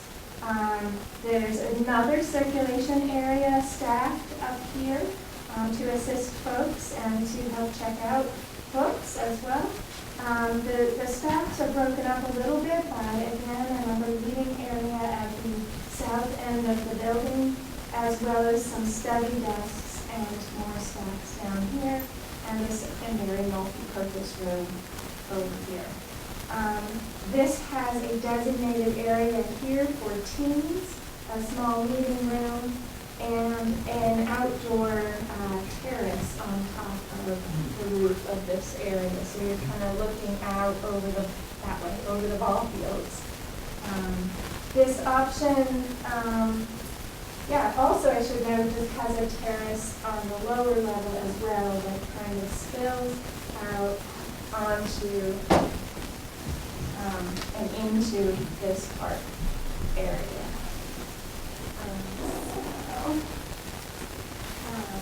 We have some three-dimensional sketches here and a model that goes on here.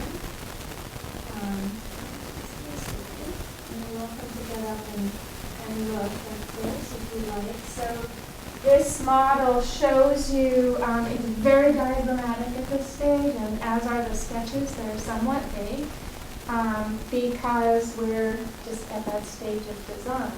But what we're looking at is scale and form and massing. So we want to make sure it fits in terms of its scale in the community. So you can see we're looking at something that is similar to the historic town hall, just a little away, and then starts to step itself down as it gets closer to the ship's building, which is smaller and more articulated. These sketches show you a view, so this is the view here as if I'm coming in the driveway, so looking this way. And we're showing a suggestion of maybe these corners start to dissolve a little bit with some kind of moderate screen. So this is called a precedent board, and these are some options of different ways you might do that. So on a building facade, there may be some areas that are solid that you don't want people to see into. There may be some areas where having a little bit of light coming in and a light coming out is appropriate. And then there are some areas that you want to be totally transparent and have a visual connection both in and out. So there are several different ways to do that. Move on to the next one, and then my colleagues will continue. This is the bridge.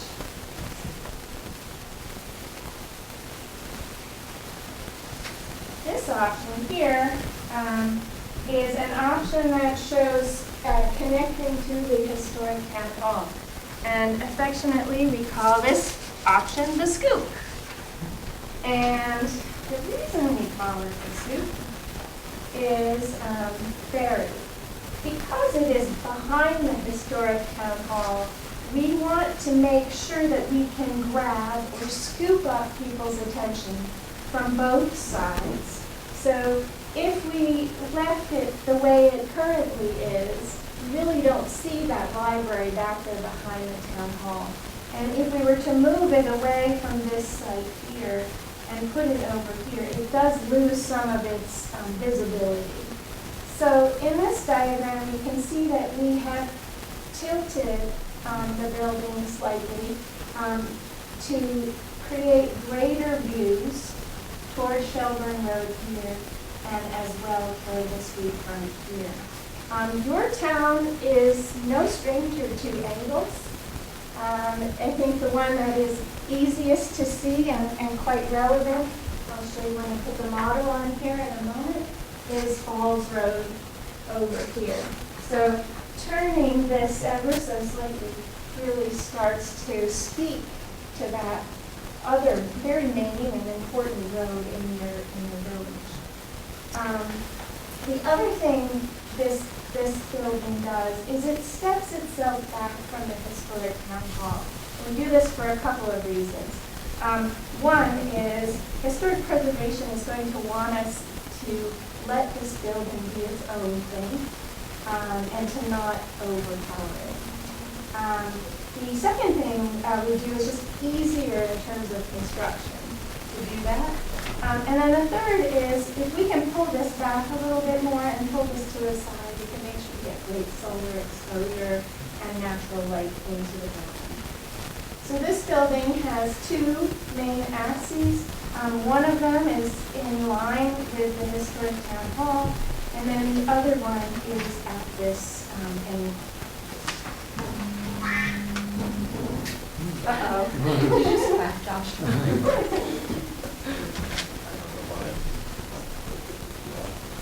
So the floor plans for this one are on a couple of boards. This is the main floor level here, and just oriented it the same way. And so there are two ways to enter this building. I'll just show you that here. One is if you're coming from a parking area here or from the street, you can come right in this way.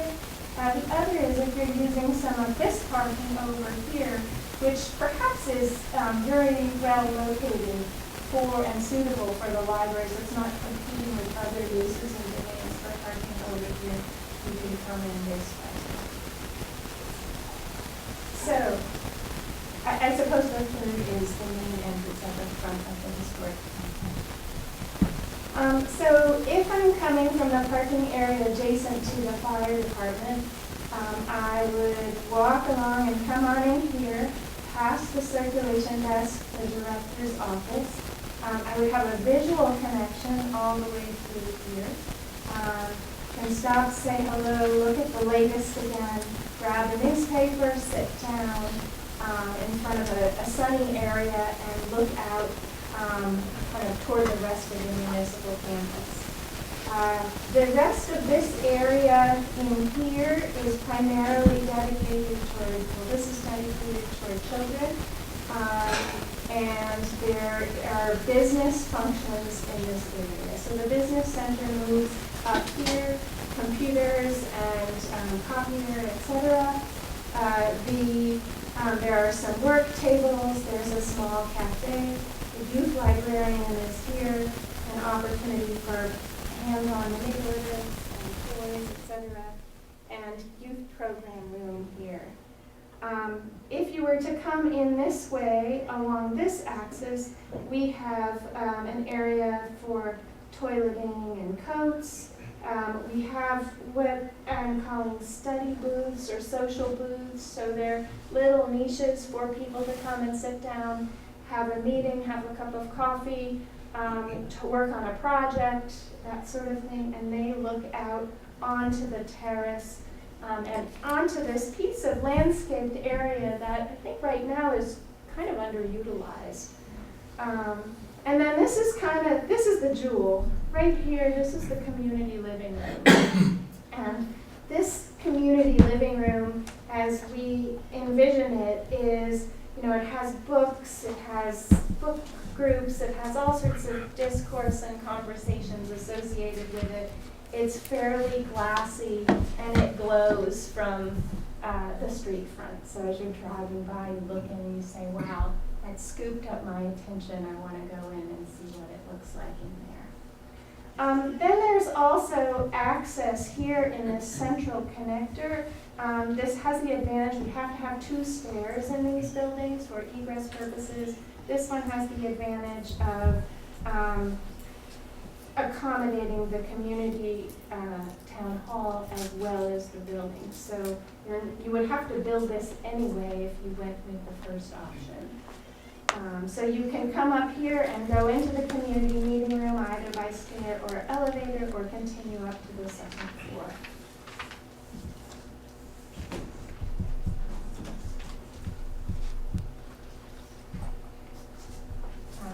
The 2nd floor plan is, sorry, that's the second floor plan is very similar in terms of the program it accommodates to the bridge option. So you come up the main stairs, there's a circulation function up here, additional stacks, an area for young adults and teens, a staff break room, supply area, and a study nook. And then the basement, very, simple here, but the basement area, you would go down these stairs and end up in the area that's now the children's area. There would be a kitchen down here that could be used for catered events, perhaps space for the Historical Society, and some portion of a basement as well. We've taken care, I think, in this option to make this as flexible as possible so that the community meeting room, the community living room, and the youth program room could all be accessed when the library is closed off. So if you wanted to rent out spaces for weddings or discos or whatever Shelburne is up to, this is something that you could do relatively easily. So here are some three-dimensional images of how this might present itself. So this option is a little more dynamic on the site. You can see how the angle kind of picks up on Falls Road. This community living room sits here, and one of the things I love is it looks right across Shelburne Road at the former library. And it speaks to the history of how this organization has evolved over time. The scoop entry here as well grabs you from Shelburne Road and draws you in. So these views, again, they're still very diagrammatic and sketchy. This is from the parking lot, and here is the scoop and the entry on that side. This is a similar option here, but you're maybe more over in the ball fields, looking toward the entry. And then this one is the other side. So here's the community living room. You could have an indoor-outdoor fireplace there, perhaps, that steps out onto some terraces that look down onto a landscaped area. We imagine this space and these scooped spaces to look something, not unlike this from the outside. So have just a really warm, rich glow. Be filled with books and exciting activity. The sizes of these two options, they vary. There are a lot of constraints on the first street front site. Everything from parking to, we don't want to get too close to the ship's building, to wherever we put that new driveway, we want to make sure there's a buffer between the driveway and the new building. So this option here ends up being about 10,000 square feet in area, in program area, which is really only about 1,000 square feet less than what the library has right now.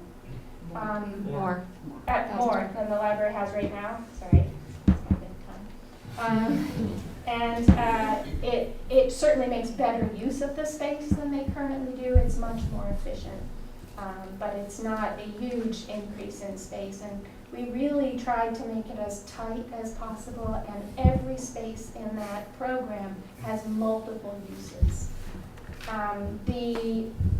It should note, though, if you build 10,000 square feet here and you remove the library here, you're going to have to do some work on that connector piece that houses the lift and the stair to access the historic town hall. So it's still a piece of the project, about 1,000 square foot piece of it. So if you build this option, you're sharing that 1,000 square feet with the library project. This option, including that amount, is about a 13,000 square foot building. Could certainly, be tightened up. Our program in working with the library was closer to 17,000 square feet. In the most ideal world, we've tightened it up to, somewhere between 10 and 13, just to give you a little more information. That was really fast. Any questions? Anyone have any questions or comments? Please come to the microphone, identify yourself, sing us a song, and tell us what you want. Joanna Ralston. I just want to thank you for all the work that you've put into this. I was walking from the farmer's market one day after I talked to whoever was presenting that day, and I walked through the area that would be the bridge option, and I thought there are a lot of frontages right now, and to put a library as another vertical might not be such a great idea. I don't think it's as good idea as that one, because suddenly you're faced with all this verticalness on the street, and you destroy that little patch of grass that is next to Ships. Ships starts to look like the little house from Up to me. While it works, I think what you've come up with there is really smart. And it's dynamic. Option A was very cut and dry and square, whereas this really brings some nice interest into that area, let alone sharing the space with the town hall so that the town hall doesn't become the orphan child back there. And it becomes a complete social area, whereas option A, the bridge option, you've got social area in the library, and then you've got social area in the town hall, and there's no connection. So I think that's really smart, and I think it's really well done. So Thank you, Joanna. that's what I would, as a designer. Thank you for saying nice things about Andrea, too. I should add that this option proposes, although it could happen on both options, a vegetated roof, so a green roof for a variety of reasons. One, to help with stormwater. This is a very impervious site, and so having that would be huge. And that's one of the reasons we tilted the roof ever so slightly in this direction, is so it's mostly visible. So you can see that green roof and understand what it's doing, and it will be beautiful.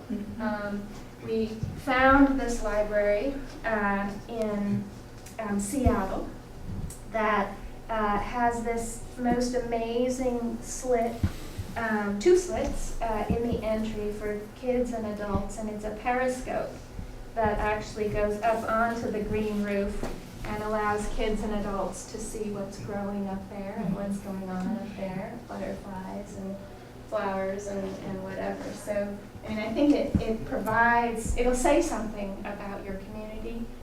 Does it have to be a vegetated or green roof? Of course not. Is it aptly sited for solar panels? Yes. So I think there are a lot of things you could do with it as well. The other reason for tipping that roof is most people, I suspect, will approach the building this way. Even if you drive in and drive past and park over here, this is the place where people come first into contact with that entrance. And so we want the scale of it to feel comfortable and appropriate to, everyday person. You don't want it to overwhelm. So we're looking to simply accept the preferred alternatives, right, Joe? Yeah, at the time I was writing the notes here, I didn't know what we were going to see on Monday, so it was hard for me to decide if there was Is there really anything for us to do? What's that? Is there really anything for us to do, or? Not necessarily. I mean, I think that you could signify that you feel like the library steering committee is on the right track. I mean, if if this board is like, you guys need to pull back and do this completely different, it'd be nice to know that now. I don't know if a specific motion is required, but Feeling of the board. feeling of the board. I've got a couple of Sure. yeah. And then Lee, then you go. Okay. Go ahead, Jerry. I had a couple of questions, one of which you've already answered about the comparable square footage. I certainly second the comment about the soul of the placement, you might call it. I think there's a great distinction, and I value what you've said. I had a question about comparability in two other forms. For expansion purposes, does one alternative is one alternative better than another in terms of the degree of expansion that's possible? So with this option, the main expansion potential that's realistic, realistic is relative, I guess. So your zoning would allow you to put a third story on it. I think when you look at the massing there, that a third story would probably be out of scale with the other buildings along the street front. The other option would be eventually to connect to the ship's building and use that space as well. And then the third option would be this building right now is actually up off the ground 3 or 4 feet.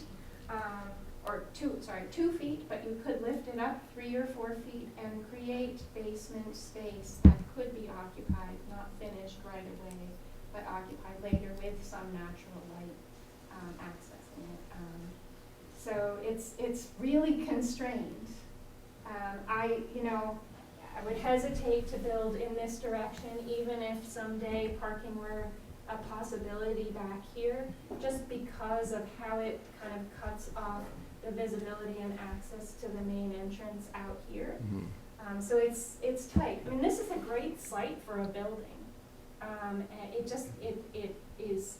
it's really tight for your library right now. This one right now actually maybe is the most flexible. It has lots of different spaces that can be used in different ways, including the space in the historic town hall.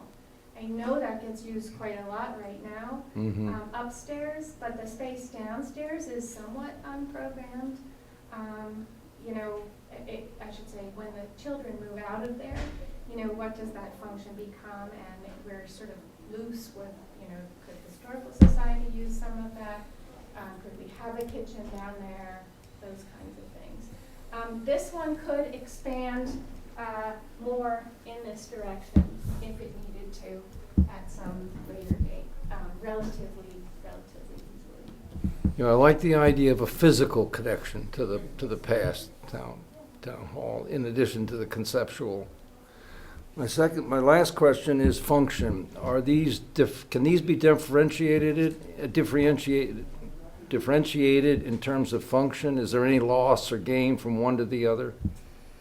I'm not sure.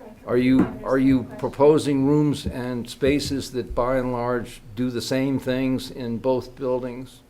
Yes, I would say that in the smaller version, we have some spaces that are doing more functions Multiple, because they yeah. have to. They're still doing multiple functions in the first, or in the scoop. But let's see. But for the most part, they're all there. There are a few added things in the scoop option. For example, there's a children's program room, so a space where you can go splash paint around, get it really dirty, rent it out for birthday parties, that sort of thing. The idea of the community living room as a really special sort of a jewel is a little bit different. We have still that community program room in option A, but it's going to be multi-purpose room. So it's going to have to be rearranged for.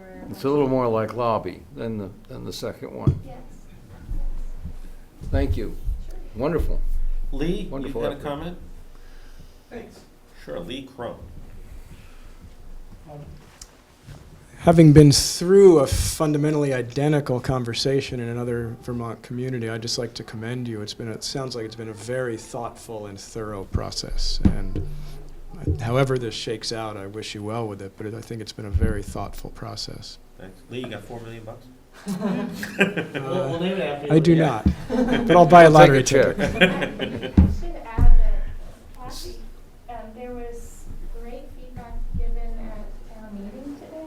You want to share? Yeah, sure. Hi, yep, Kathy Townsend. I'm a trustee and also a member of the steering committee. We had just a great day today downstairs, working at a table, chatting with lots of residents of Shelburne who took a one-question poll, and 355 answered yes, they would support public funding of a new library building. 38 said no, and 7 were undecided. But just lots of great positive feedback about the project going forward. So it's a great day. Josh? I just got one question. Yeah, you mentioned on the scoop, there's possibility of access when the library's not open. Is that also possible in the? It's a little trickier, and to make that work, it would require some more walls and doors, and we're trying to keep that space open so it's flexible for reconfiguration. So we'd need more direction from the steering committee to say, yes, make that happen. It's a lot easier to make that happen because that town hall's already there, and what it needs is access and toilet facilities, really, to do that. You know, it's a credit to your skill and vision and whomever else has helped you, and no doubt the community outreach, that what would seem to be the most adaptable and roomy and useful facility, a block, turns out to be, by your description, not. And what would seem to be a little more complex in shape and form turns out to be that much more adaptable and multifunctional. And I think that seems counterintuitive to me, and that's a very great credit to you. Thank you. That's what design is about, isn't it? That's what it's about. Not clods like me who would just say so many square feet, so many up, so many across, and let's make it square in the corners. So That's how it starts. yeah. I mean, I think next steps, just so you know, too, the community outreach is so critical because we're designing this to reflect your community. This needs to be your library, your facility.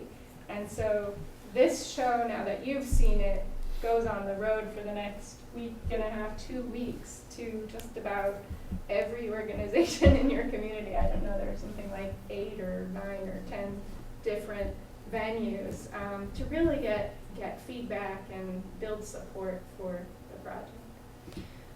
And, to add on what you said, Jerry, it's not just about her taking something and then putting it together. It's the fact that she went to all of the charrettes, all of the educational opportunities and experiences throughout the community, and the entire time I'm watching her take everybody's comments and come up with this plan in addition to all of the requirements that we asked for, whether it's the actual square footage of the children's circulation and that Laura presented, like actual square footage numbers that we needed for everything and everything put together, and was able to incorporate the nuts and bolts plus the feeling.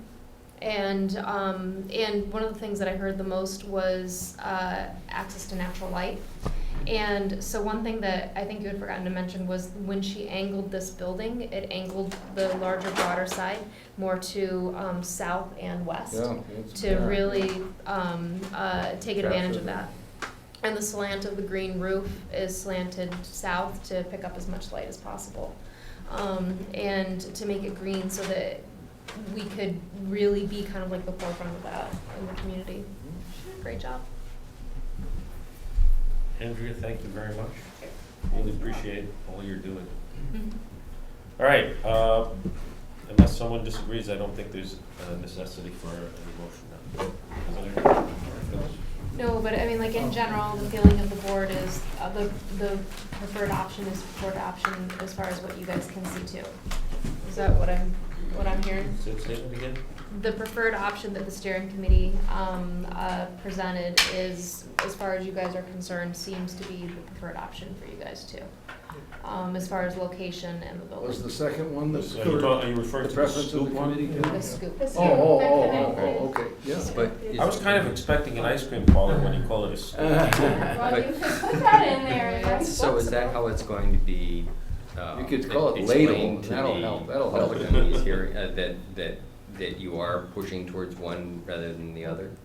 Well, so I guess we should, be clear. So I don't think I closed the loop with this board on which option the steering committee thought was the preferred. So we did make a motion and passed it that the scoop option was our preferred. I agree with that. But we didn't want to shut the door on the bridge option without getting more input. So I think we had a slight preference towards the scoop. I think we liked a lot of things about the bridge, but we didn't want to present it at this point as well, game, set, match, because I think we were concerned when we were getting a lot of feedback that the location of where the scoop was seemed to be kind of, I would say 75% of the feedback was they liked that, was maybe because it was hard to visualize what it would look like up on Route 7. So we wanted to show this to everyone before finalizing. But I would say we have a preference towards the scoop, but we want to get more feedback. Great. You build on successive foundations. Town Hall what might be called finally the old library, now the new library. That's a linear expression of Shelburne in its own way too. Okay. All right. Really good. Thank you very much, everyone. Thanks, Let's- Andrew. I gotta keep these for tomorrow morning. right, Good. Andrew? I gotta keep all this for tomorrow morning? Yeah, I Okay. was going to put it back in the office. I'll take it back. All right, let's try to keep going because it's 9:30. Yeah. Town Uh-oh, manager selection. provides introductory materials for the fiscal year 2018 general fund budget, and we do our best to adopt a schedule All right. for meetings. So let me start with, real quick with the narratives. I'm certainly not gonna go through this whole memo. There's plenty in there. I'm probably gonna finalize a little bit this before November 22nd, but I think the meat and potatoes, if you go through it, the narrative, so there's a memo here. This was part of what we wanted to do for a new process. So if you go through each department, I need each department head, talk a little bit in general terms of what a reduction, a status quo, and an increased budget would mean. And so the idea is between now and November 22nd, look, certainly it's a very iterative process.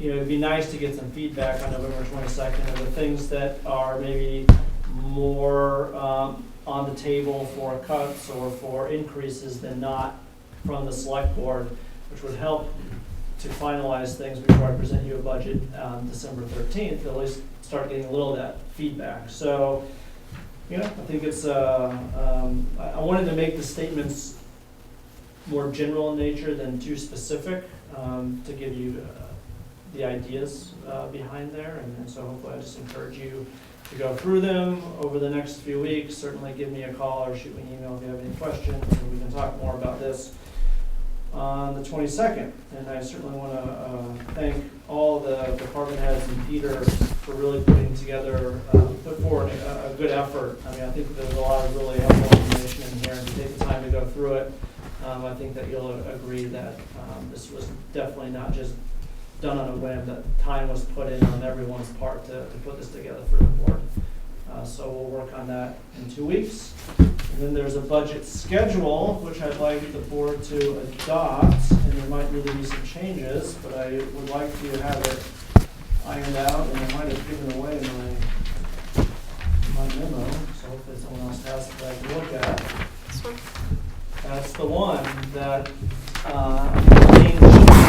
change that I recommended between the one that you saw in August was to make December 14th a full-day special select board meeting, rather than spread that over like 4 or 5 nights, what we've done in the past, which I've got to be honest is very stressful. It's in particular for staff during holiday times. I'm sure for the select board too, that's a lot of nights to give up in the holiday time. So I thought it'd be nice if we kind of did that in one full day.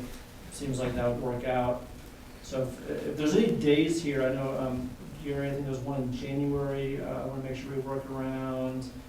January 17th. 17th, that's fine. We can either cancel that one completely or move it to like a Thursday if people feel like it's needed. We may not even need to agree on that today. Yeah, in the past, we've had, put meetings in January as if needed, Yeah. and hopefully it's not needed. A lot will depend on the success of the December 14th meeting. Yeah, I mean, I think that, look, you know, I mean, I'm kind of using this term loosely, but I consider the budget my budget until the new year when I hand it over to you. But the goal here is by December 31st, it'll probably be before December 31st, I'm not going to be here on New Year's Eve. Well, you know, there'll be enough feedback that I think when you get it on January 3rd and it's your budget, it's going to be pretty close to done, minus a few things that you'll debate about it, and whatever you do with it is fine by me. So, you know, I definitely would look for a motion to. Yeah, actually, even January 17th, it's after the public hearing with the school and town budgets. And once we have that, that's usually the point, that's our budget, because that's when we're presenting it. Well, you can make changes up until the 25th. I know we can make changes, but we'd like to present it, when we present it, we'd like it to be in as close to a budget form as possible. So, that's it. All right, then. I think there's a. I think that's good, except, you know, the January 17th for me. I don't know if anyone else has any conflicts with any of these days.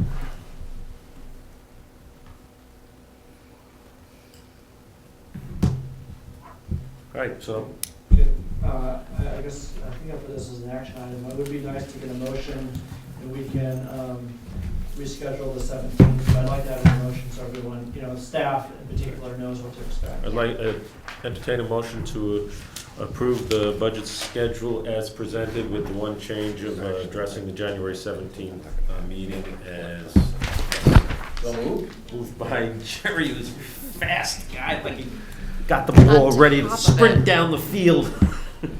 Seconded by Colleen. Any further discussion? Hearing none. All in favor? Aye. Any opposed? That's Okay. a good job. All right, I lost my agenda. 15A, consider approving a grant application for the fire department.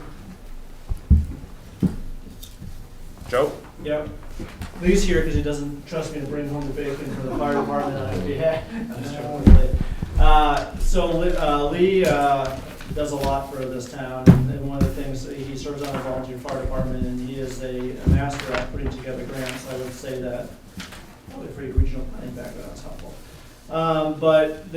So this is a request for the select board to approve an application. There would be further action to accept any grant funding. This is a grant that would require a 5% cash match, which if we did receive the maximum would be $10,000. Everything that we've asked for in the grant are things that we need to replace anyways. It's not like there's a new gadget that we don't currently have. It's all for the replacement of radios and other electronic devices for the apparatus that we would need to put into the budget anyways. If we can get it through a 95% match, we really should jump on that. Yep. So I think. Okay, you had us at That's it. the numbers. That's it. Okay, we're looking for a I'll hold the motion. bacon for you. Do you want the whole thing? Motion to approve the grant application for the So fire moved. department. Moved by Colleen, seconded by Second. Jerry. Any further discussion? Hearing none, all in favor? Aye. Any opposed? Okay. How was that, Lee? Fast? Thank you. I'll get to work. Thank you. Thank you for all you do for the community. You really do a lot. Move to adjourn by Colleen, Second. seconded by Jerry. Good job. All in favor? Aye.